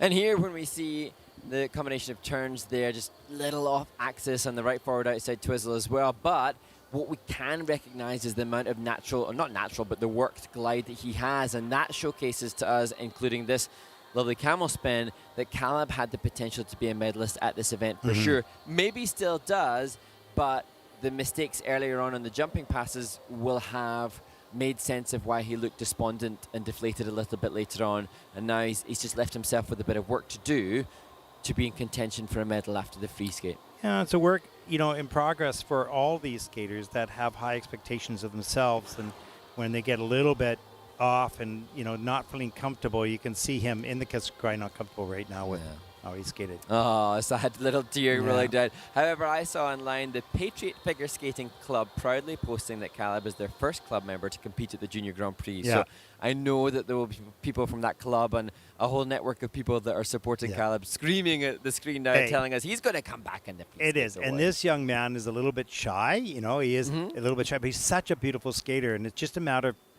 when can you start to really believe in yourself? Not that you won't make mistakes, but you know what the process is, and you can't be perfect all the time. You got to try to be perfect, but you can't always be perfect. So, look, I like what the coach did in the kiss and cry. You could see him bring a smile to his face and sort of put things in perspective, hopefully. But he's looking for that score because he wants to be within striking distance. We'll see. Short program score, it is 65.07. That actually puts him in fourth place. That's not bad.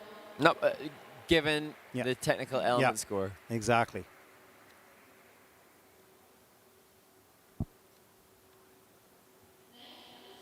Our final skater in Group 3 represents Israel, Nikita Shaiko, 18 years old, second Junior Grand Prix season. Last year he had a 7th and 8th place finish in the Junior Grand Prix, finishing 16th at Junior Worlds. Brother Kirill competed last week in Xi'an. They're both coached by their mother and father, Julia and Alexei. And Julia, his mom, explaining that this short program, completely new style and music chosen by Nikita. The track, A Kiss of Fire.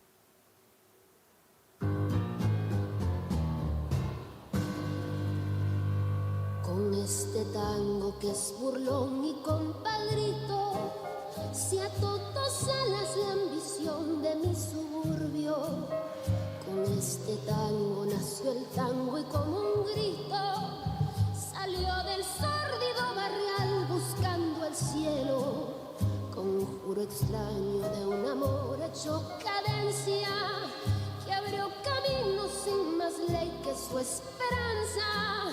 Mezcla de rabia, de dolor, de ausencia, llorando en la inocencia de un ritmo juguetón.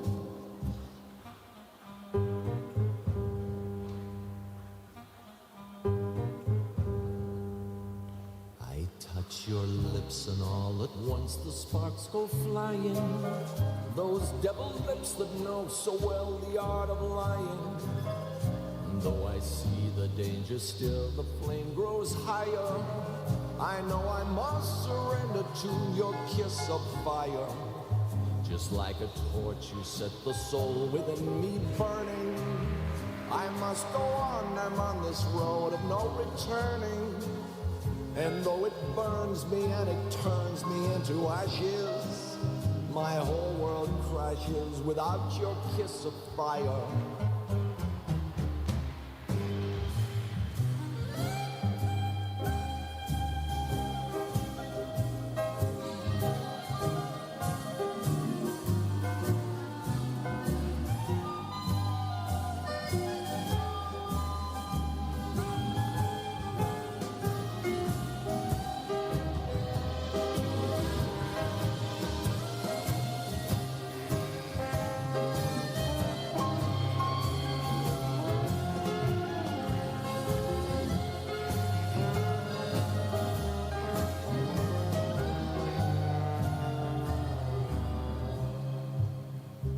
can't resist you. What good is there in trying? What good is there in denying? You're all that I desire. Since first I kissed you, my heart was yours completely. If I'm a slave, then it's a slave I want to be. Don't pity me. Don't pity me. I know that I must have your kiss, although it dooms me, consumes me. The kiss of fire.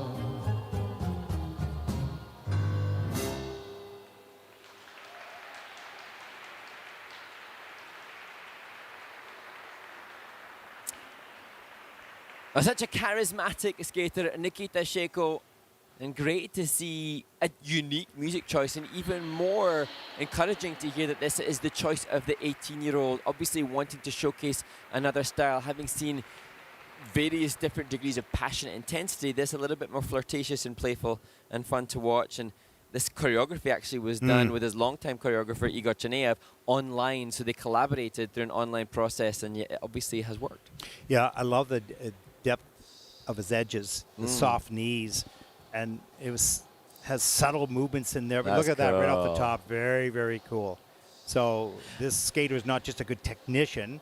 As we see the triple axel, watch him get that free leg back just in time to hang on to the landing. Go ahead, Mark. I was just going to say, as we look back at this triple loops, that in the summer when I was coaching or doing some choreography, Nikita actually came to mind with the slide that we saw just before this triple loop. Triple loop, unfortunate to have that over rotation of the body.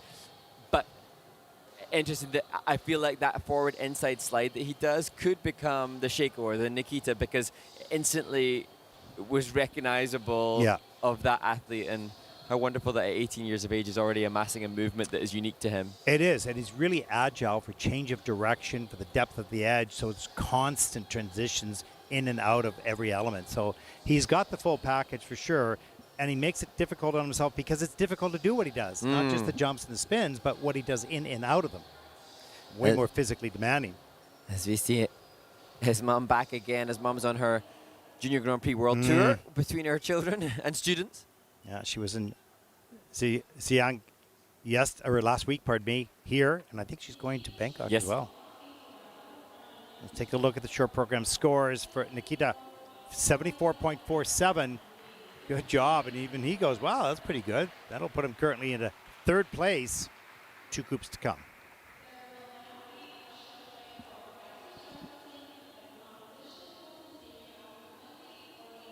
As we take a look at the standings after the first 2 groups, there it is.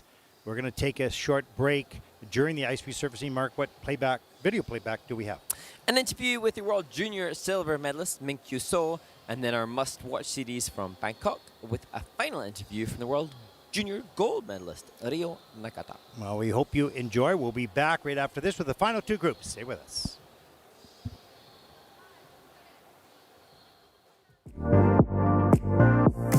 Here in Baku with the men's champion, Minku Seo from Korea.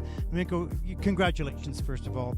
It's not your best performance, perhaps. You added the quad this year into that program. How did you feel? Kosal was good in Korea, but not here. And for your next competition, going to the Junior Grand Prix final in Nagoya, will you add that quad Salco also in that competition? I will be landing to the Kosal next competitions. Well, congratulations on adding the quad to your program, no question, but your skating skills and the rest of your program is so excellent. Just congratulations, and we wish you the very best in moving forward. The champion here in Baku.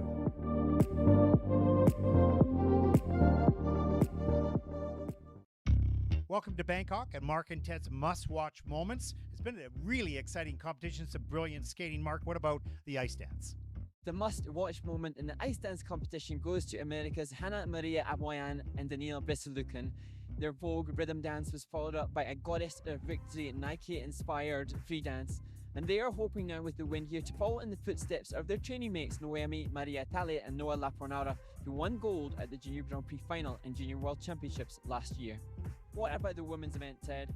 Mark, in the women, Mao Shimada of Japan once again takes the title here with brilliant skating. She did make 2 mistakes at the top of the program, but all the rest of her quality of skating makes her the very best in the world 3 times in a row, maybe 4, coming this season. Mark, what about the pairs?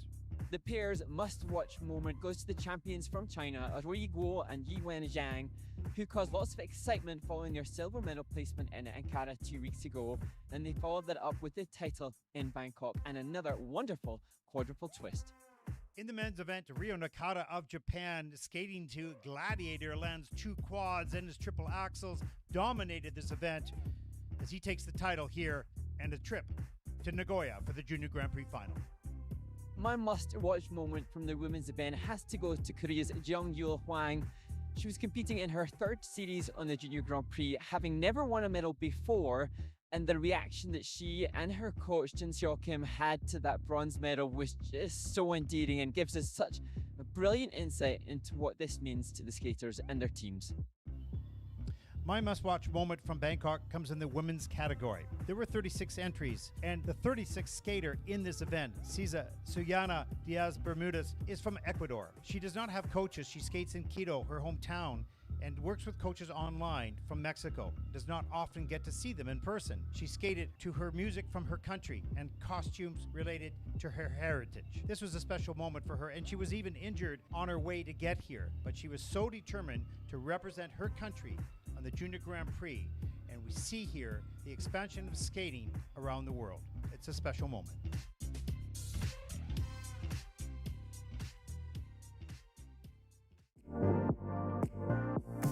Here in Bangkok with the men's champion Ryo Nakata of Japan, the world junior champion last season, 2 titles here this year on the Junior Grand Prix. Ryo, congratulations first of all. And I wanted to ask you, are you a different skater or a different competitor now than you were last year? And if so, what is the difference?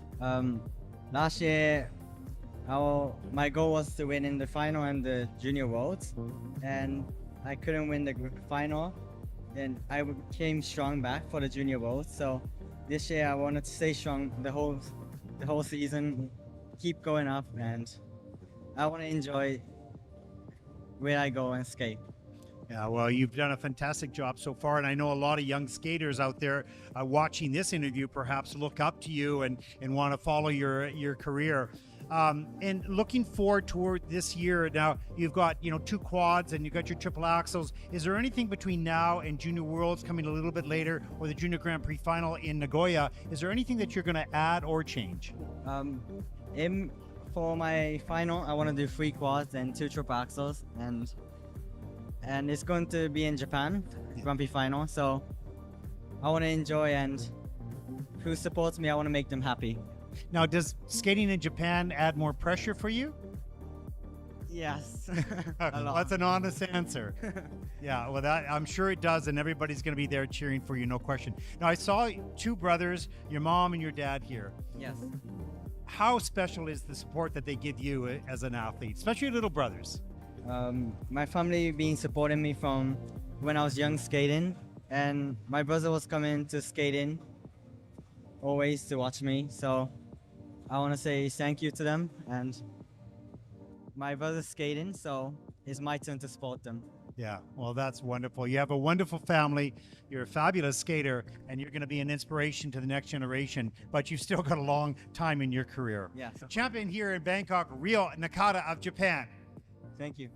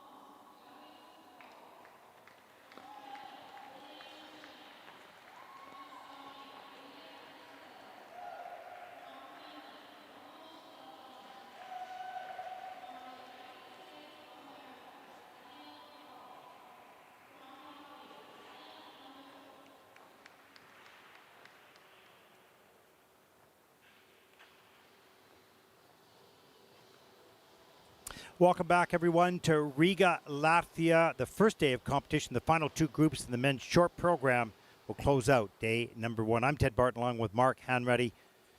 We've seen some interesting skating throughout the day, some really good performances, much more to come, and some good skaters coming up in the next two groups. Mark? Yes, for sure. Looking forward to see how things will unfold. Jacqueline Lee leads the men's short program. He has a comfortable 5.5-point lead across Ian Wheeler, with Nikita Sheko a few points behind. But as you mentioned, there are other big contenders with the likes of Haben Choi and Sena Takahashi, who are in the final group after this, with eyes on the prize of being medalists in Riga. And of course, then to reaffirm that the medals don't just come with prestige and pride, but they also come with points that can be accumulated towards potentially competing at the Grand Prix final in Chongqing in China in early December. And after the short program, the dust will have settled, so we'll have the final two groups, the top 12 skaters, or maybe more, that could be battling for those top 5 or top 3 positions.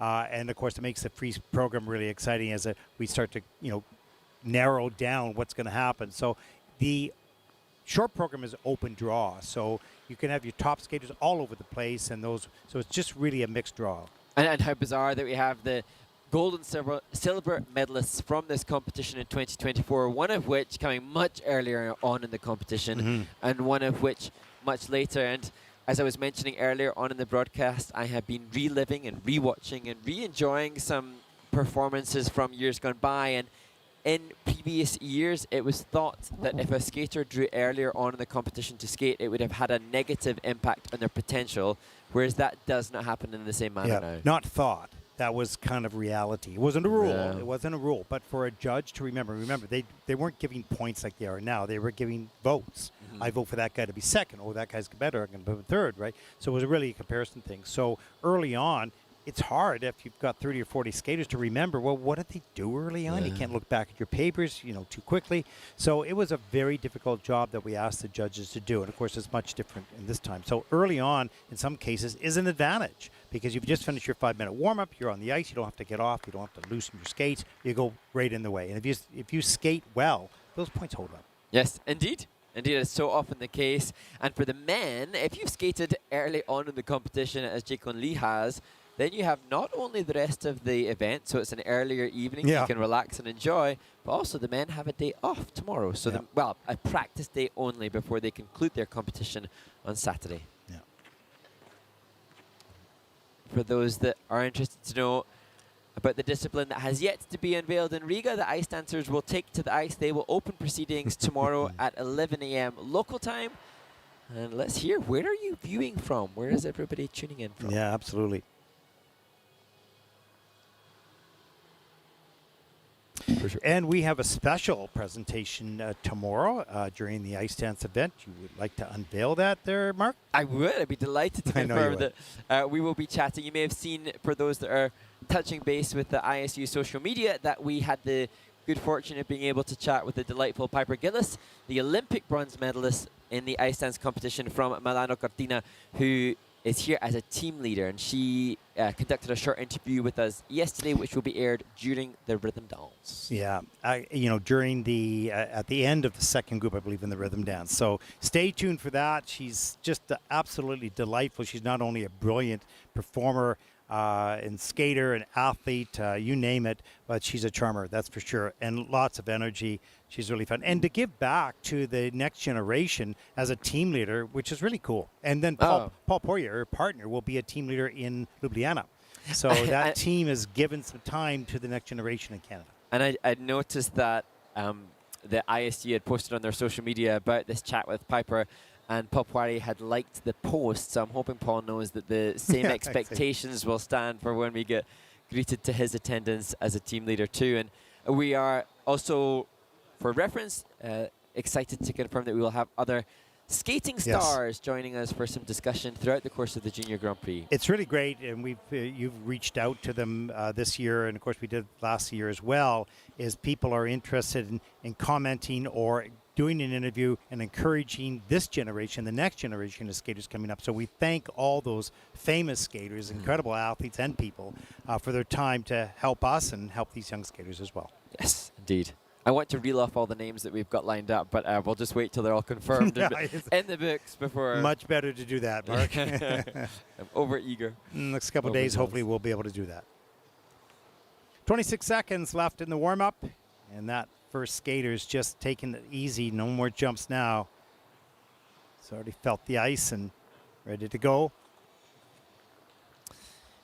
And indeed, a skater who has made history as we prepare to welcome Jarvis Ho for his nation. He was the first skater from Hong Kong to reach the top 10 in a Junior Grand Prix, which he did 2 years ago in this very venue. But of course, as the skaters nudge the needle of their own success ever upward, then now top 10 will not be satisfactory, and I'm sure he's looking for higher still. As we get started in group number 4, final 2 groups on this first day of competition here in Riga. It is the second week of the Junior Grand Prix. Next week we'll be moving on to Bangkok, Thailand for week number 3. We get the final instructions from the coach of Jarvis Ho, representing Hong Kong, 18 years old, 3rd Junior Grand Prix season. He was 22nd at the 4 continents last season. And how fascinating that his coach that he's always had, Lincoln Lap, has actually now returned to competition and is his biggest rival. So great to see them supporting each other on and off the ice. Back from the edge, back from the dead, back before demons took control of my head, back to the start, back to my heart, back to the boy who wouldn't reach for the stars. Oh, he wouldn't reach for the stars. You can take my home, you can take my clothes, you can take the drugs I have that nobody knows. You can take my watch, you can't take my phone. You can take all I got till I'm skin and bone. I don't want control, I can dig my own hole. I can make my bed and I can lie in it cold. Cause I don't need heat, I've been burning in hell. But now I'm back with my own story to tell. Back from the edge, back from the dead, back before demons took control of my head. Back to the start, back to my heart, back to the boy who would've reached for the stars. Back from the edge, back from the dead, back from the tears that were so easily shed. Back to the start, back to my heart, back to the boy who would've reached for the stars. Who would've reached for the stars.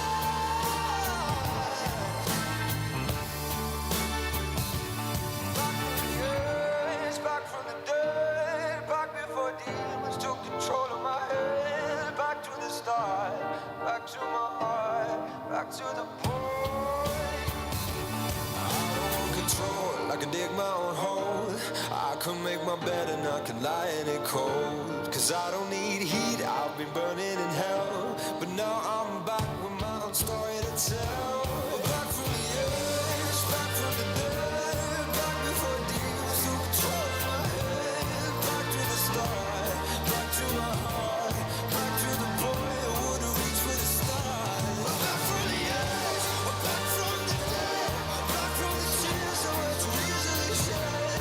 Back to the start, back to my heart, back to the boy who would've reached for the stars.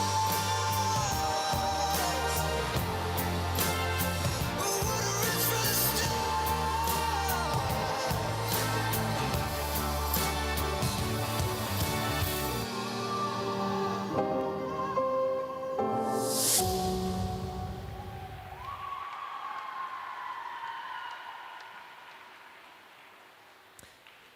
Hong Kong's Jarvis Ho continues to proudly represent, and his schedule just gets busier and busier. He's now at university studying physiotherapy, and also a skater who will continue this season doubling up in both the junior and the senior ranks. And this, now I suspect, a new personal best for the skater.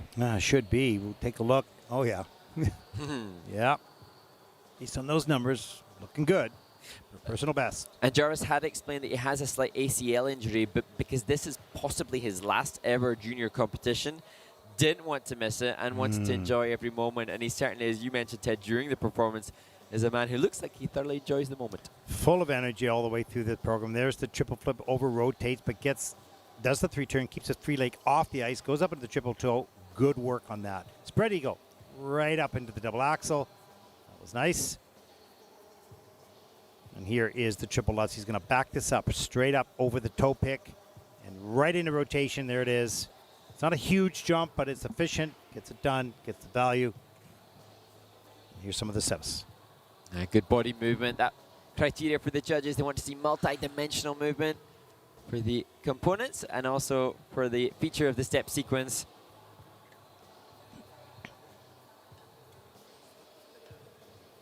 As I mentioned, Lincoln Lapkan Yawen, his coach, who has been his coach since throughout the entirety of his skating career. He's now returned to competition, and they recently competed against each other at the Asian Open Trophy in Jakarta. Yeah. So really cool story. You can imagine after the event, how they're jostling back and forth. Yeah. But I think they're united in their desire to take the skating in Hong Kong further.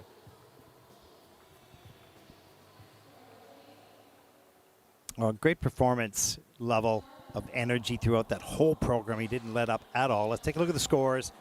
For Jarvis, 62.92. He goes, whoa, that's awesome. He's thrilled. That puts him currently into 6th place. He looks surprised. Yeah, like that. Our next skater represents Canada, 17-year-old William Chan. This is his 2nd Junior Grand Prix season. He was 2nd in juniors at the Canadian Nationals. He's coached by Eileen Murphy, choreographed by Joey Russell. He has a personal best score of 57.68 in Ankara last year, as he will skate the short program here to Fine Line by Harry Styles. And one of his coaches, Keegan, said he's working hard to accomplish a triple axel in competition, and that is intended to be the opening element.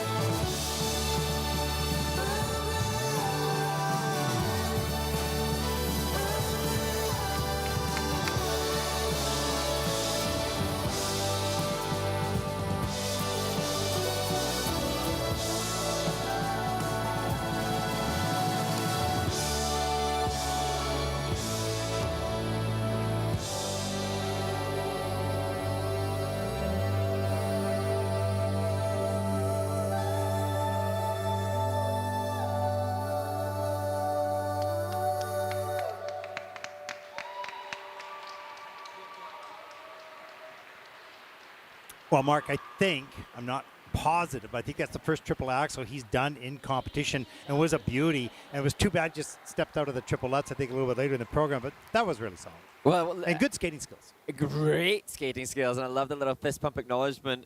And you were talking about the ratio of successful triple axels that he's had in practice, and it wasn't necessarily the best odds, but as the Canadian pair team were supporting him ringside, it wasn't just landed, but it was landed with a really positive, beautiful. creative execution. Yeah, I asked him what his ratio was. I think he said something like 3, or shyly, because he's very shy. Let's take a look at it right here. Rides off the end of the edge, nice and straight and tight, fast in the air, and he gets that free leg back in time. That was sweet. That was beautiful. Really well done. Follows that up with a good combination here. The triple flip, good speed in and out, up into the toe loop. Boy, he's just flying here. And the speed and the spin's good, and also there was a transition from the boards at the left of the judges where he just rocket launched an acceleration, so much flow and glide, so the skating skills will be impressive. Mm-hmm. And this was unfortunate. He can do a beautiful triple lutz, too far back on the heel, and he has to flip out of that. That'll be a little bit disappointing, but still overall, really solid program. And as you see that wonderful flying difficult entry into the flying camel, I've just scanned down the Skating Scores website, has the list of all the results of the different events the athletes have done, both internationally and domestically, and often he's scoring short program scores just around the 60 point, just a little bit above, a little bit below. That's been a regular benchmark for William Chan in competition, and I think he's once had a high 60s when he competed domestically, but this is going to be, I can't wait to see the reaction. His personal best is 57.68 internationally, and this is going to destroy that. Amazing. Short program scores for William Chan of Canada, 79.09, and he looks, he's pretty shy, but he had an expression there. That puts him currently into second place. Great job.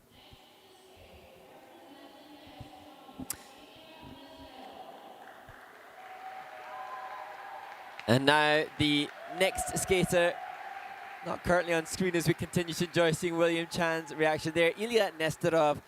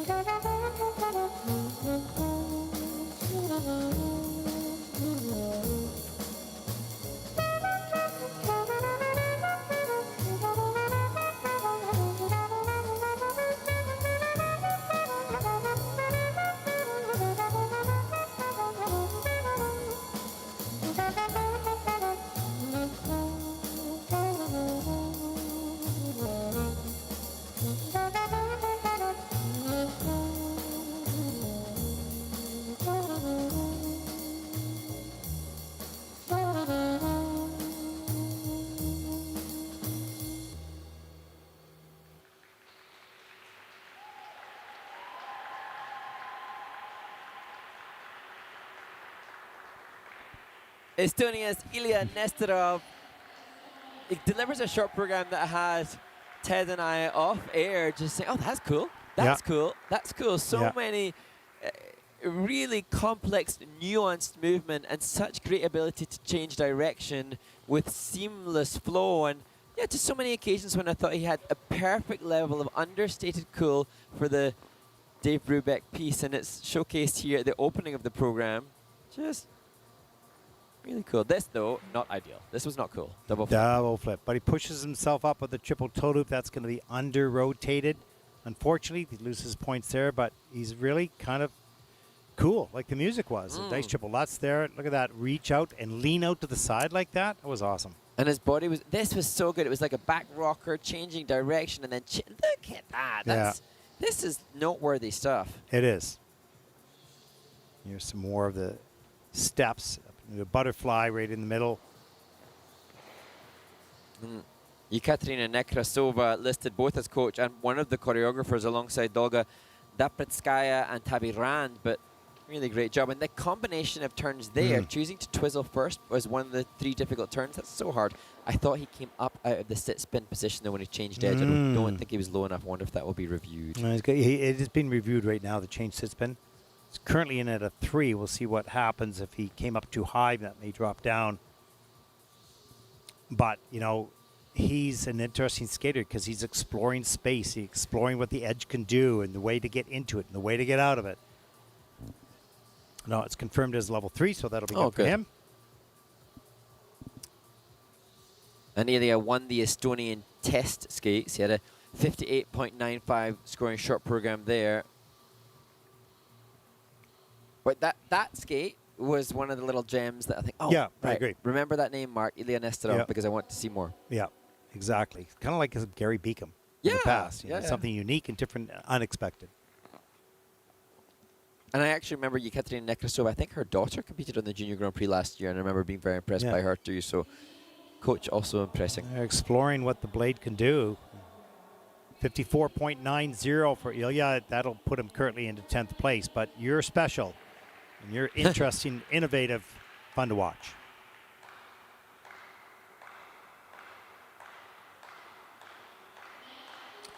Our next skater represents Finland, Romulus Peltonen, 16 years old. This is his first Junior Grand Prix event. Not much international experience at this point.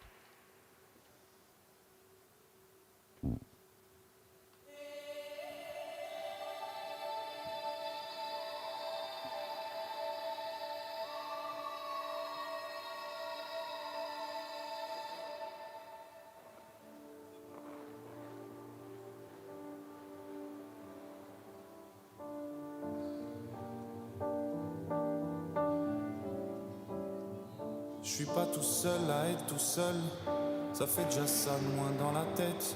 Et si je comptais combien on est, du coup, j'ai parfois eu des pensées suicidaires, j'en suis peu fier. On croit parfois que c'est la seule manière de les faire taire. Ces pensées qui nous font vivre un enfer. Ces pensées qui me font vivre un enfer.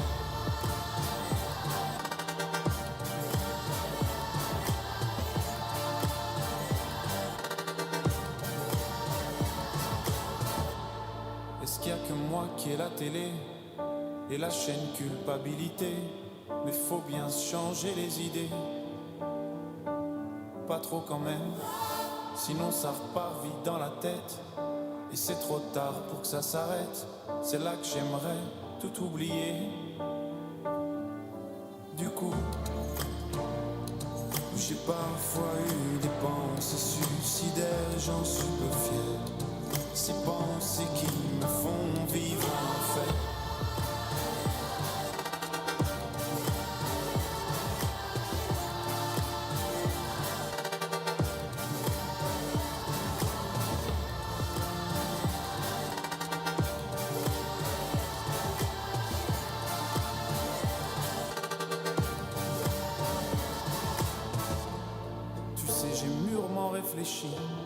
Et je sais vraiment pas quoi faire de toi.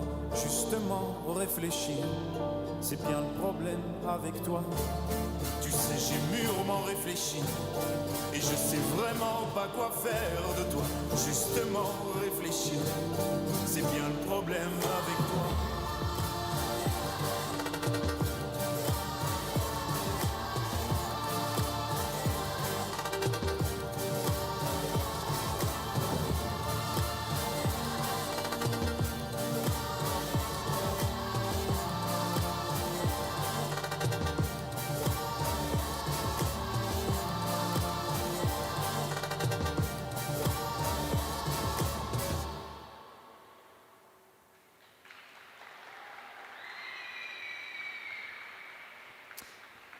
Romulus Peltonen representing Finland, a skater who was second at the Finnish test skates to secure his place on the Junior Grand Prix in this, his Junior Grand Prix debut. And we have a interesting group of skaters because back-to-back skaters of passionate intensity to the music. And Romulus Peltonen certainly was engaged and expressive from the outset, as you can see here. You know, as a coach, you know you can work with that because they're not shy. There's the double axel, a little wonky on the landing, but he gets the free leg back in time to stabilize. I pushed the button twice. Here we go. Or was this a Salchow? No, it's a flip. Oh, it was a flip. Okay, I'm all right. There's the triple flip. Good work on the triple toe loop, under rotated in the system. Makes sense. You can see that foot just hook around the corner. Then the triple lutz. And that got too far forward, but he got the free leg back. Didn't touch the ice with the free leg, so that was good. A little work on the camel spin needs. Yeah, the judge's reduction for the errors and the grade of execution is less of a dangerous mistake if the foot touches the ice on the landing of the jump, and he avoided that as we see him work through the features in the combo. But what you can really appreciate with this skater is his connection to the music. He's not afraid to execute the choreography with his passion. Now, can it be refined and better? Lots of work on that to do, but you don't have to convince him to try. And interesting, Adam Sawyer listed as choreographer, and throughout the summer I was hearing of skaters that work with Adam, and everybody that works with Adam just seems to really enjoy the process and speak so fondly of the passionate energy output that he gives to his students. So shout out to him too. Yeah. As they wait in the kiss and cry for their short program scores for Romulus Peltonen from Finland. He's scared, I think. Yeah, he's a little nervous. Short program score is 50.43, and he's going, okay, it's not too bad. That'll put him currently into 12th place.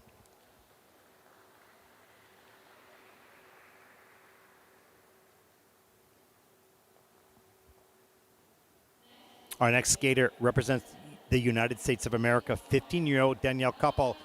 Well, this young man is not only a very accomplished skater, but also a classical pianist who competes internationally, played multiple sports as a young boy. He's very interested in aviation and travel, and I'm sure this trip meets all his criteria. He's coached by Olga Makarov and choreographed by Roman Serov.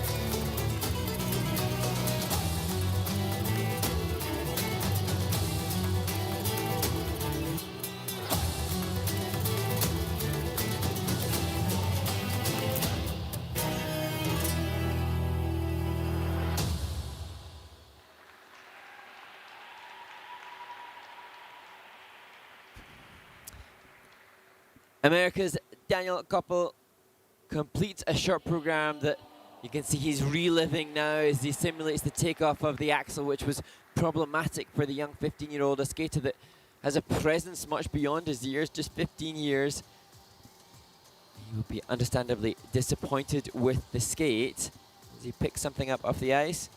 And Ted, I was acknowledging to you off here how fascinated I am by this skater, because on his ISU biography he has the most fascinating hobbies listed of all the athletes that we've seen, listed as calculating the kinematic suspension roll center of the Porsche GT3 RS, also modeling structural resonant frequencies of skyscrapers, and annoying his coaches. And annoying his coaches. And annoying his coaches. Oh my God, it's hilarious. So he's a fun character. Yeah. There's a nice triple toe combination later in the program. Double axle. This was a wonky. You could see that takeoff edge just get away from him.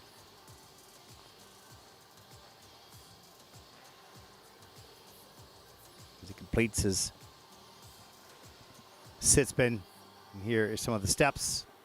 That's in a level 2, so just missing 2 out of those 4 features required for level 4. Here's a traveling 3 turns. Do a really nice camel swing, turned out toe, change of edge feature right there. And this is in a level 3, so 3 out of the 4 features required, or that he meets. Emphatic finish. Yeah. There with Coach Larissa Selesneva. Got a strong stable of students that I'm sure inspire him. And Daniel's been skating since the age of 2.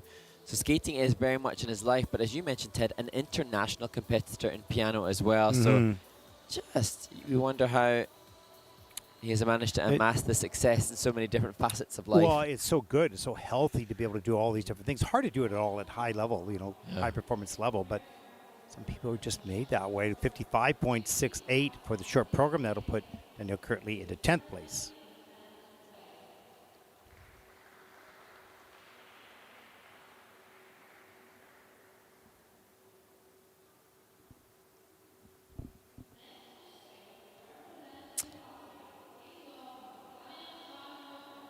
And now to the third and final Latvian competitor, perhaps the biggest sound from the audience of the whole event.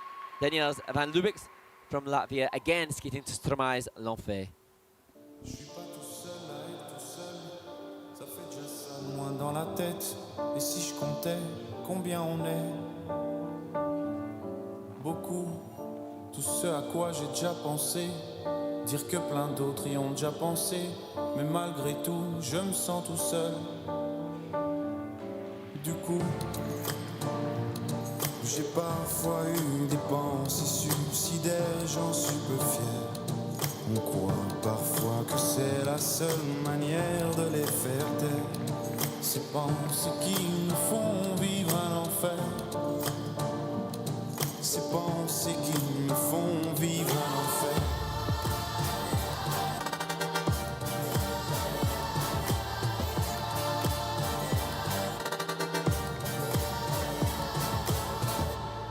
Est-ce qu'il y a que moi qui ai la télé et la chaîne culpabilité? Mais faut bien se changer les idées. Pas trop quand même, sinon ça repart vite dans la tête. Et c'est trop tard pour que ça s'arrête. C'est là que j'aimerais tout oublier. Du coup, j'ai parfois eu des pensées suicidaires, j'en suis peu fier.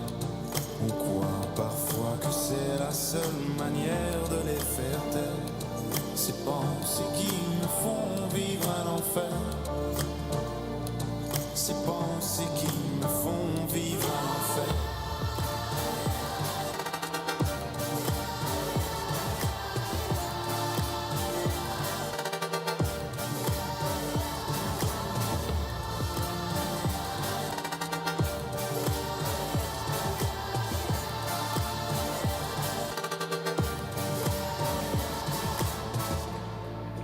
J'ai mûrement réfléchi et je sais vraiment pas quoi faire de toi.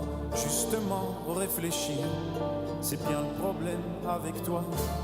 Tu sais, j'ai mûrement réfléchi et je sais vraiment pas quoi faire de toi. Justement réfléchir, c'est bien le problème avec toi.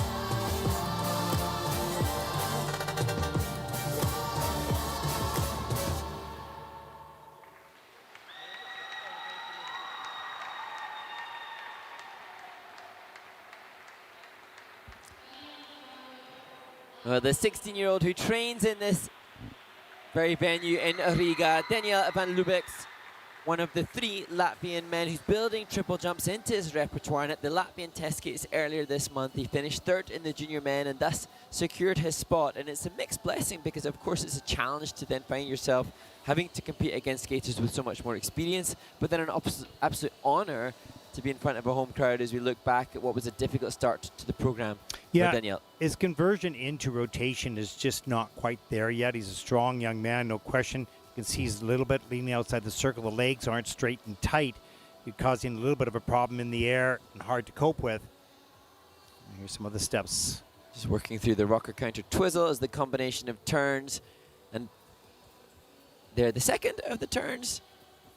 Only have one of the difficult turns repeated in those 2 combinations of turns. Often the counter is the one that is done, as we see Daniel just working through some body movement. Unfortunate there. Yeah, just lost his balance on that back slide. Double axel a little bit later. Again, you see the rotation on the takeoff. But he managed to sort of put that together, get it done. Minus GOE, of course, though. But what I'd written down for Daniel is that this experience is far more important than the finished position. Yeah. And now, you know, Janis Notten from Latvia finds himself in 5th place at this stage of the competition. And that's, you know, wasn't the starting place that Janis found himself in earlier on in his experiences. And how great that he's got that inspiration now as he's joined by Karin Michon. And as he'll see on his report card, each one of the elements for GOE, that's the quality of the execution, are in the minuses. So he's got some work to do to clean those things up. He's a strong young man, and he's got to work on some of the technique on the takeoffs. So it's just a matter of time, matter of mileage. And the team behind him know what's necessary, and now they're united by his awareness increasingly from this event of what's necessary too. And you can see the desire to want to get this organized, and sometimes you try harder than you need to. You just need that technique to work better. 26.47 for the short program. That'll put him into 21st place.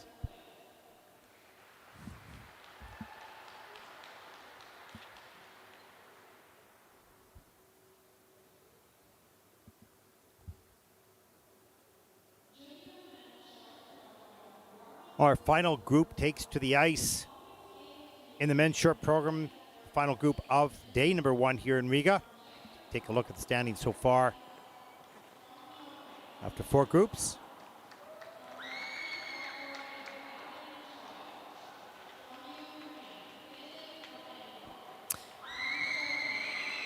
And so therefore we can return to some of the questions that were posed to us. An oldie but a goodie, and one that is regularly requested of us, Ted. What is your favorite program and why? It's of all time. So hard. Yes. I actually think on this occasion we should caveat any answer that we give with, this is my favorite program, because it's the one that's coming to mind right now. Yeah, that's a good answer. It's true. Okay, nothing's coming to mind right now. No. You know, a lot of it depends. You know, the one thing is the program. The second thing is the environment of the rink. So when you have a full rink and the people going absolutely bizarre. Okay, I'm going to tell you one of my favorites, and it was not, you know, it's not the type of music. Although I like the music, but when I listened to that early on in the season, I thought, really, this is going to be an Olympic program? And with Scott and Tessa's, not the one from 2010, which was the Lark Ascendi. And when I listened to that, I said, well, how are you going to make that Olympic building like just go crazy with it? But their connection emotionally together and their skating skills and everything. And that moment itself just lit up the building, and it was just really beautiful. But it was not something that I was expecting. It was something I really enjoyed. Ah, amazing. So Now, maybe not my favorite of all time, but certainly one of them. Moments, I myself, can I have like 5? Can I just No. rattle off? No, I gave one. Come on. Play the game fairly.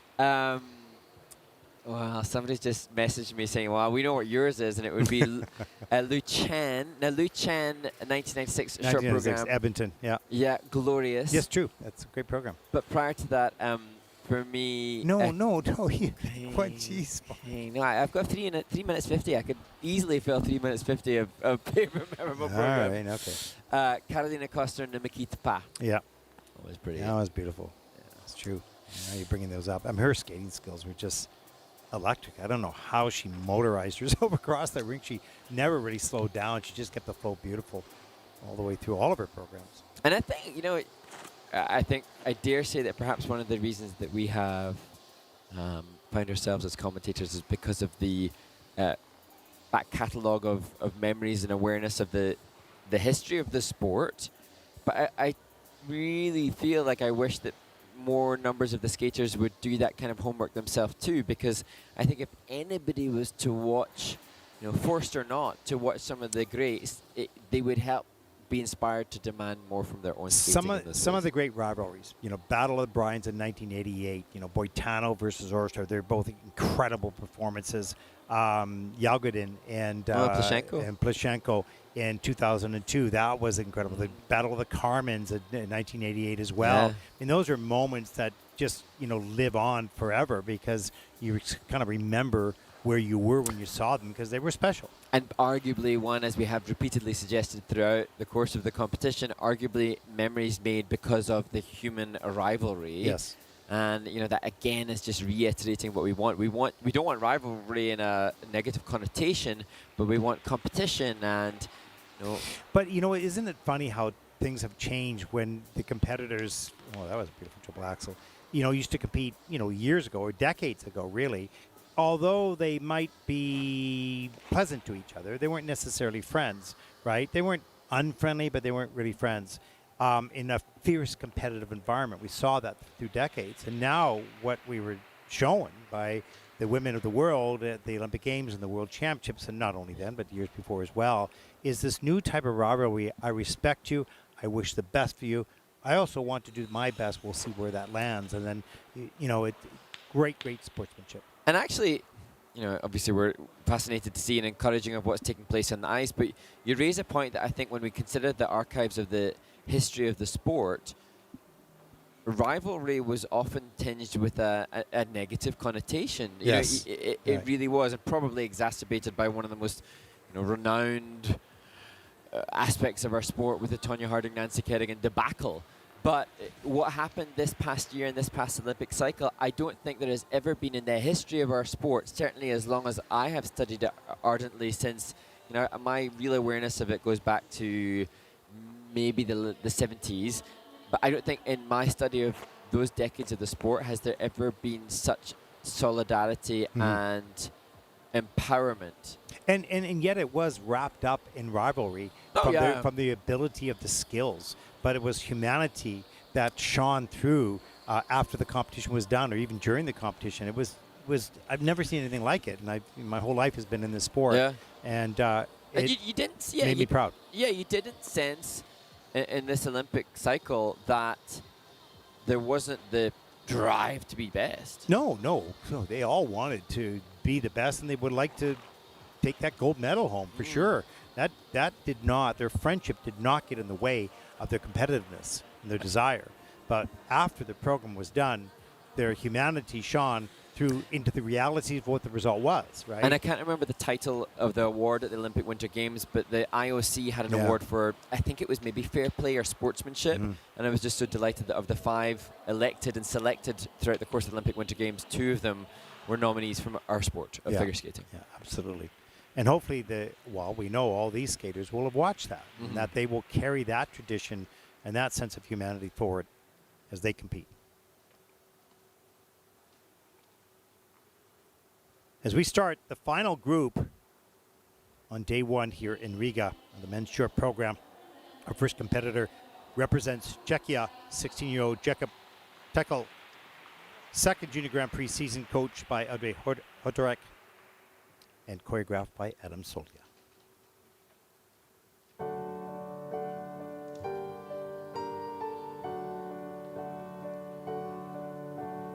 Walking through the fields of gold, in the distance bombs can fall, but we're running free, facing light in the floor, and in the cherry trees we're hiding from the world, but the golden age is over. But the golden age is over. Boy, we're dancing through the snow. Waters freeze, wind blows. Did you ever feel we're falling as we go? I would not believe the lights could ever go, but the golden age is over. But the golden age is over.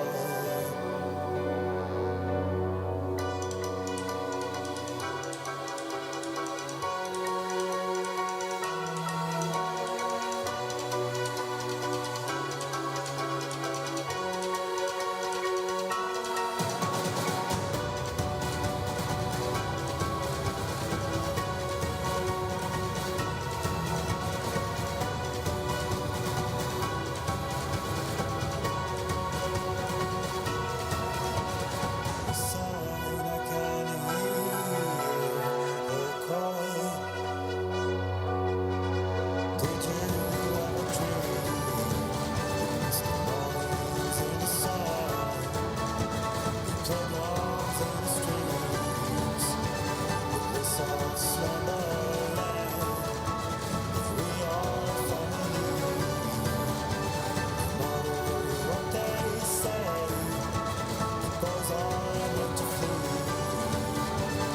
Run away one day when the golden age is over. When the golden age is over. But the golden age is over.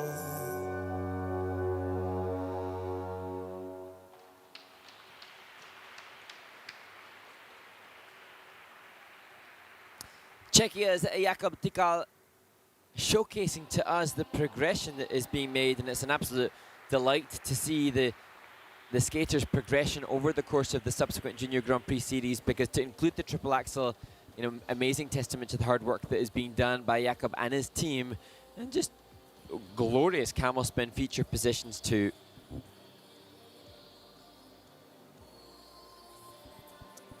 We'll look back now at some of the choreography that also had some fun contemporary movement from Adam Solja, as we see the axel. Yeah, it is. It went in as a double. Oh, it's been upgraded now to the triple. So went in as a double. It is a triple. Okay.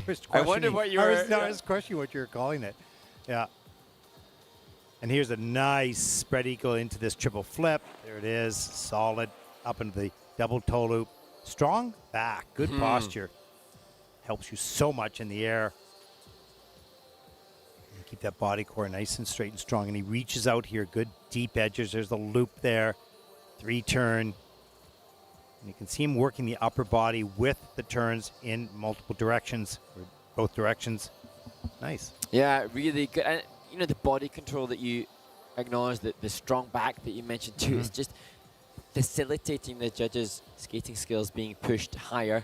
And he's coming in the high fives on the skating skills. Judges recognizing perhaps that the presentation a little bit lower, not as effusively expressive as others, but well trained as Andrei Otarek returns to the kiss and cry. Oh, really nice job. And he has a 58.04 personal best last year at the Gdansk Solidarity Cup in Gdansk, Poland. We'll see if this score comes close to that. Oh, sorry, wrong one. 58.95. And that'll put this young man into 9th place.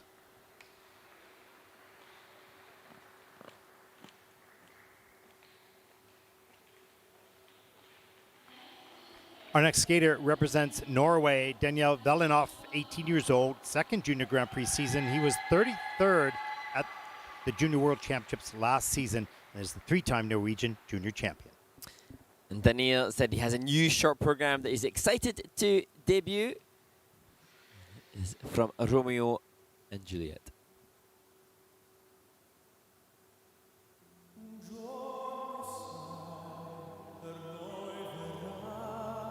La libertà di amarci qui senza limiti e fiorirà il sogno a noi negato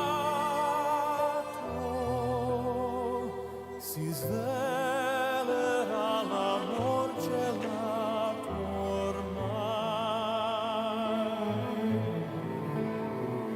Un giorno sai per vivere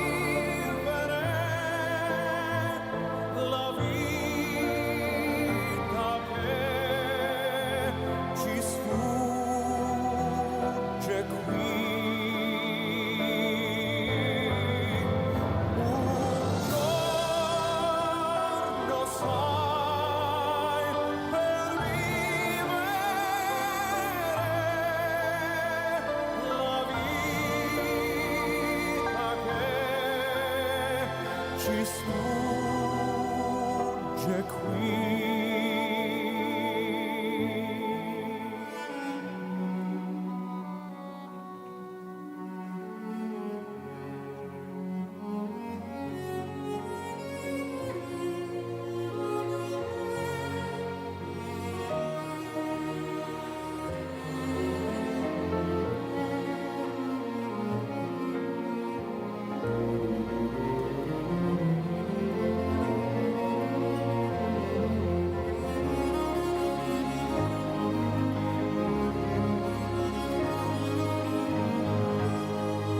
L'amore in noi supererà gli ostacoli e le mare delle avversità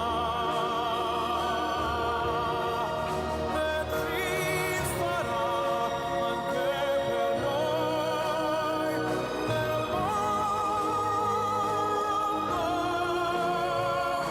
un tempo in cui l'amore vincerà, un tempo in cui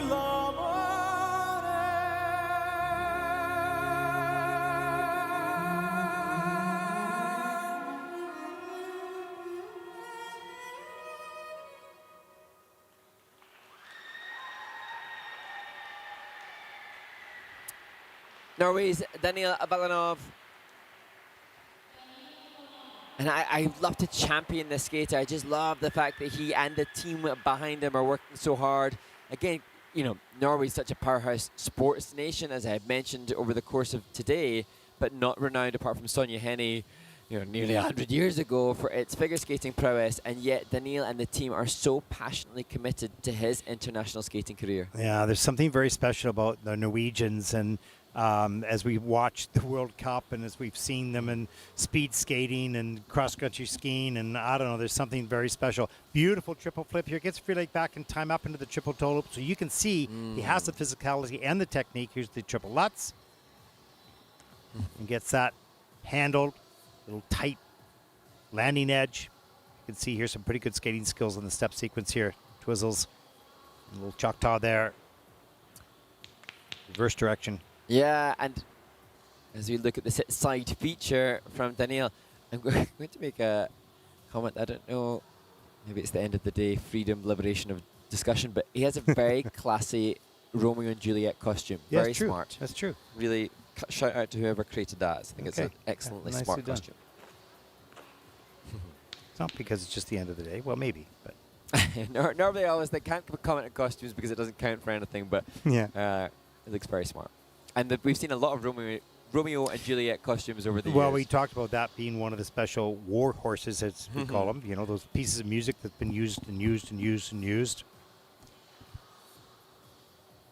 Actually, Christina Sontam listed as choreographer alongside Adam Sawyer, Libor Lavacek, but also Max Spodiriev, who I gather is now returning to competition for Egyptian ice dance. Yes, I saw that. Yeah, that's going to be So interesting. well done to him for that. Take a look at the scores. For Danielle, 60.41, and that'll put him currently into 8th place. He's pretty happy with that.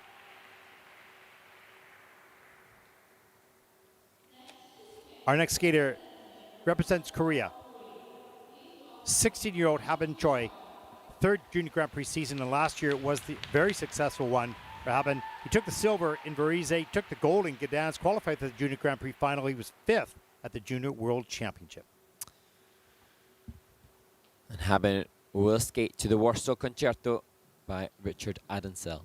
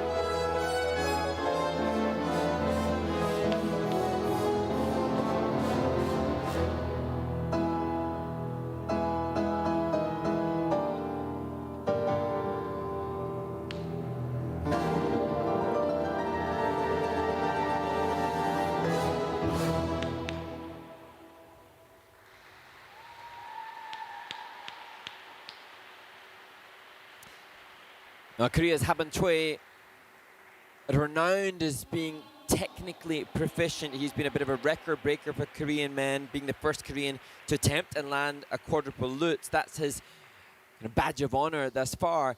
this program to me showcases the obvious commitment to the program component scores, the music choice, the stylization, the choreography. Obviously the work has been done to try to showcase he's not only a technical element score skater.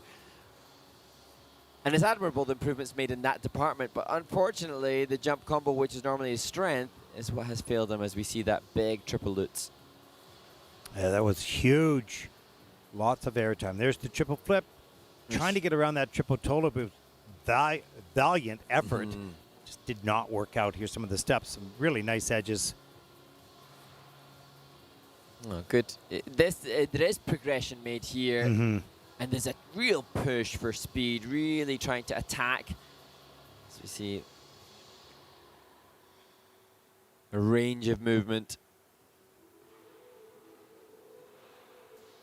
And I think more open stretch through his arm line, through the camel spin position.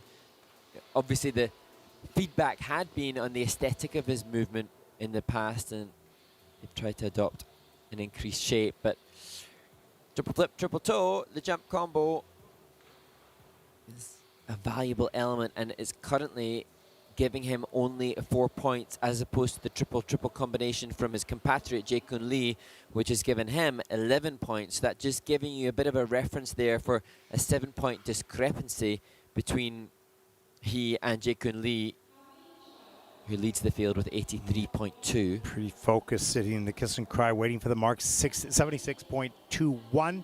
That will put Haben currently into 4th place. But it's pretty close. Pretty tight. 79, 77, 76, 74. Lots going to happen. Our next skater represents Ukraine, 16-year-old Fedor Babenko. 2nd Junior Grand Prix season, Mark. Yeah, and Fedor explained that his goal for this season is to enjoy the moment, skating to butterflies.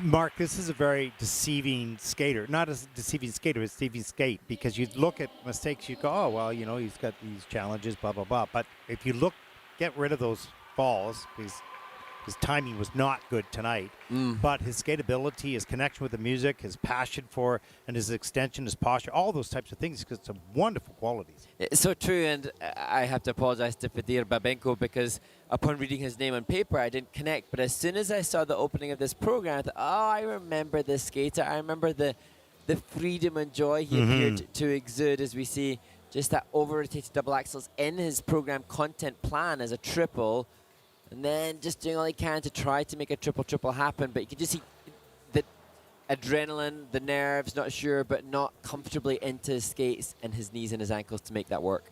When you put all these elements, and you know he can do it, he didn't do it tonight, but if you put all those technical elements with this performance, that's going to be a solid and program. There are some skaters that have a certain je ne sais quoi, a certain vibe, and Fadir's got a vibe. The guy brings a vibe, and we're here for it. Just a shame that, of course, you know, the two big mistakes. Well, in fact, every jumping pass had a mistake, so it's hard to stay competitive with that in mind. Good to see him still smiling. Yeah. You can see his joy for skating in the performance, and that's exactly what you want your skater to do. And particularly when you make those mistakes, he didn't give up and feel depressed and, you know, let the program fall apart at all. Just kept it going.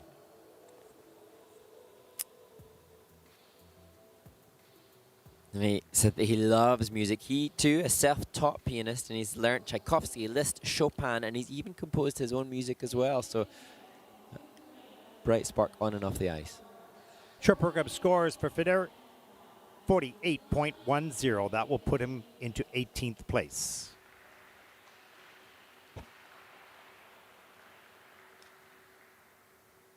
Our next skater represents Germany. Michelangelo Caprano, 17 years old, second junior Grand Prix season. His father, who is part of his coaching team, competed in international pair skating. And Michelangelo explained he had a foot injury throughout the off-season, so delighted to be here, and we're impressed by the opening creativity in his start position.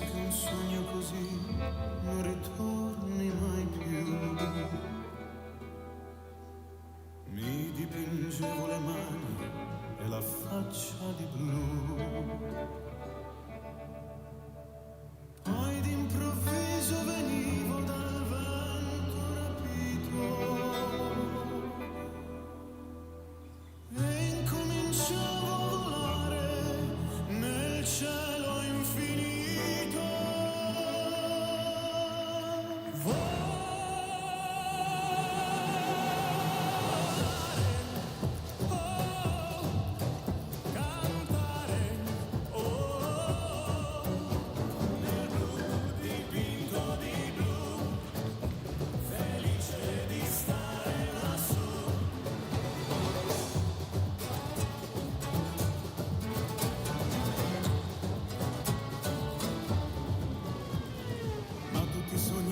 Svaniscono perché quando tramonta la luna li porta con sé. Ma io continuo a sognare negli occhi tuoi belli, che sono blu come il cielo trapunto di stelle. Volare, oh, cantare, oh, nel blu degli occhi tuoi blu. Felice di stare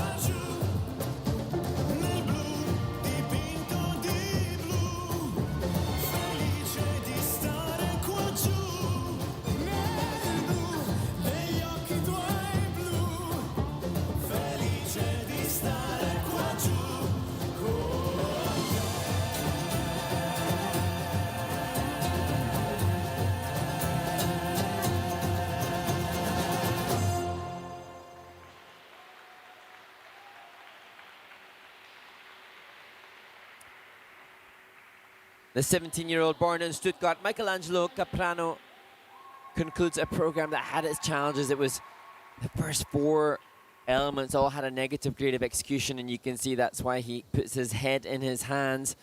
And again, I'm so grateful that we have the voice to speak about the improvements that we can see, that despite the fact that there were technical mistakes, I can see Michelangelo Caprano's obviously made great strides in his component scores, and that visible from the start of the program, looking so much smoother as we see just that wide triple axel. And you know, Mark, you can fix these technical mistakes a lot quicker than if you don't have that connection to the music and aren't exploring the choreography. You see that triple combination a little bit forward on the landing, and the triple Lutz ended up to be a double at the end of the program. That was a little bit disappointing for him, but he kept that performance level up all the way, and that is worth gold, because there'll be a day that he will do clean program in the short end of the free with all his other skating skills. Then he will realize what he's been working on. It's so hard to do it all at one time and have it come together in competition. And especially knowing that Michelangelo had a foot injury through the off-season. So, of course, the time when you're most needing to prepare for the new season, it was derailed from getting the run-throughs done. So, fundamentally progressed, but maybe just not the stamina and mental preparation to be able to deliver it under competition.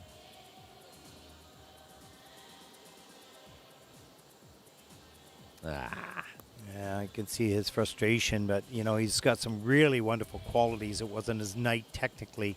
He certainly can do them. You can clearly see there's nothing wrong with the technique. It's just timing on this night. Nicole Schott joins him now as part of his coaching team alongside his father and Michael Huth. 48.83.